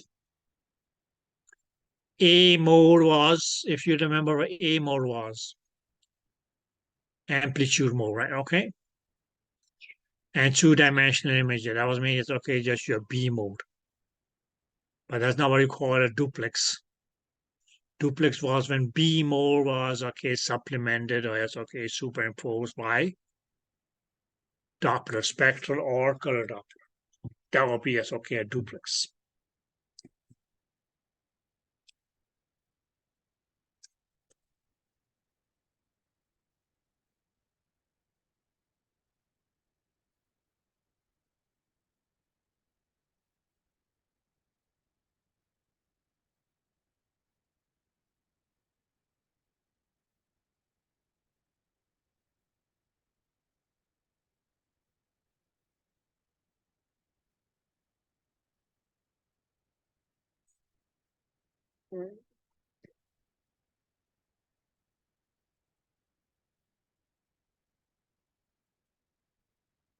Okay. Yeah, because it's talk about elevation or resolution. Okay. So these were primary, okay, 1.5 dimensional arrays for me is okay, developed to improve your elevation or resolution.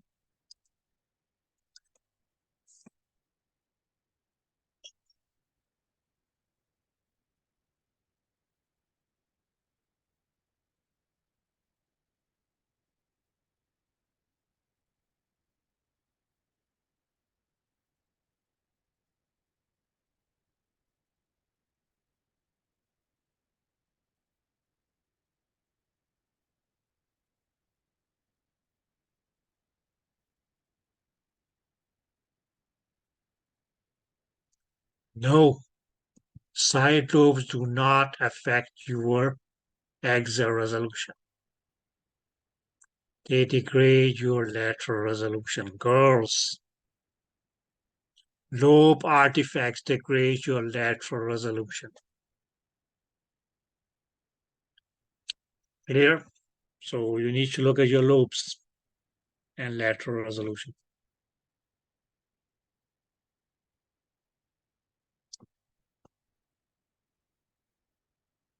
Hmm.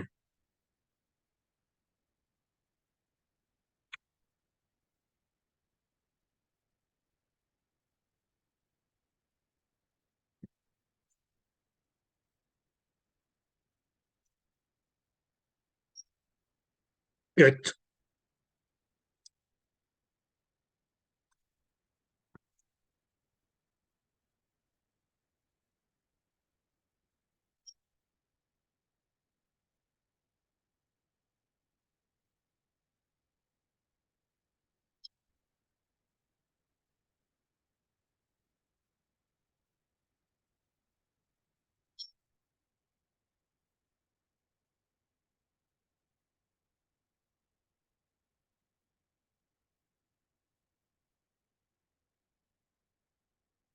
Again, these were primaries, okay, to reduce as okay the slice thickness, or we can say the numerical value of the slice thickness, and improve it, right? Okay.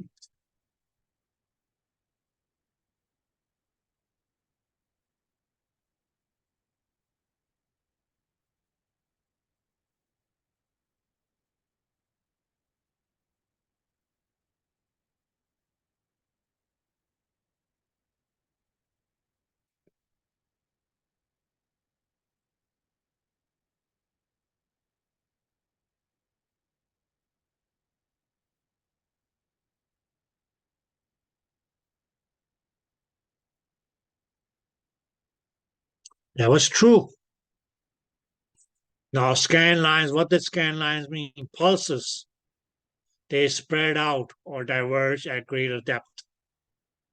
So at greater depth, you'll need more SOK fill-in interpolation because the space between consecutive scan lines increases. Just look at that diagram of your fill-in interpolation in your book. At shallow depths, less distance.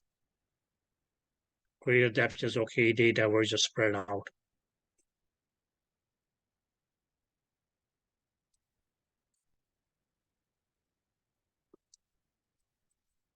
Did that make sense?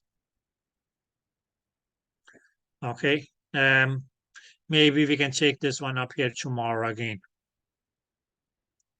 Okay? Unless some of you have questions.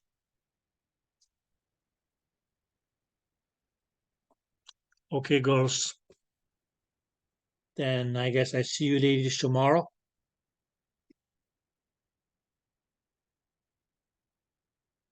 Have fun. Thank you. Stay indoors and stay dry. Thank you. You're welcome. Yeah.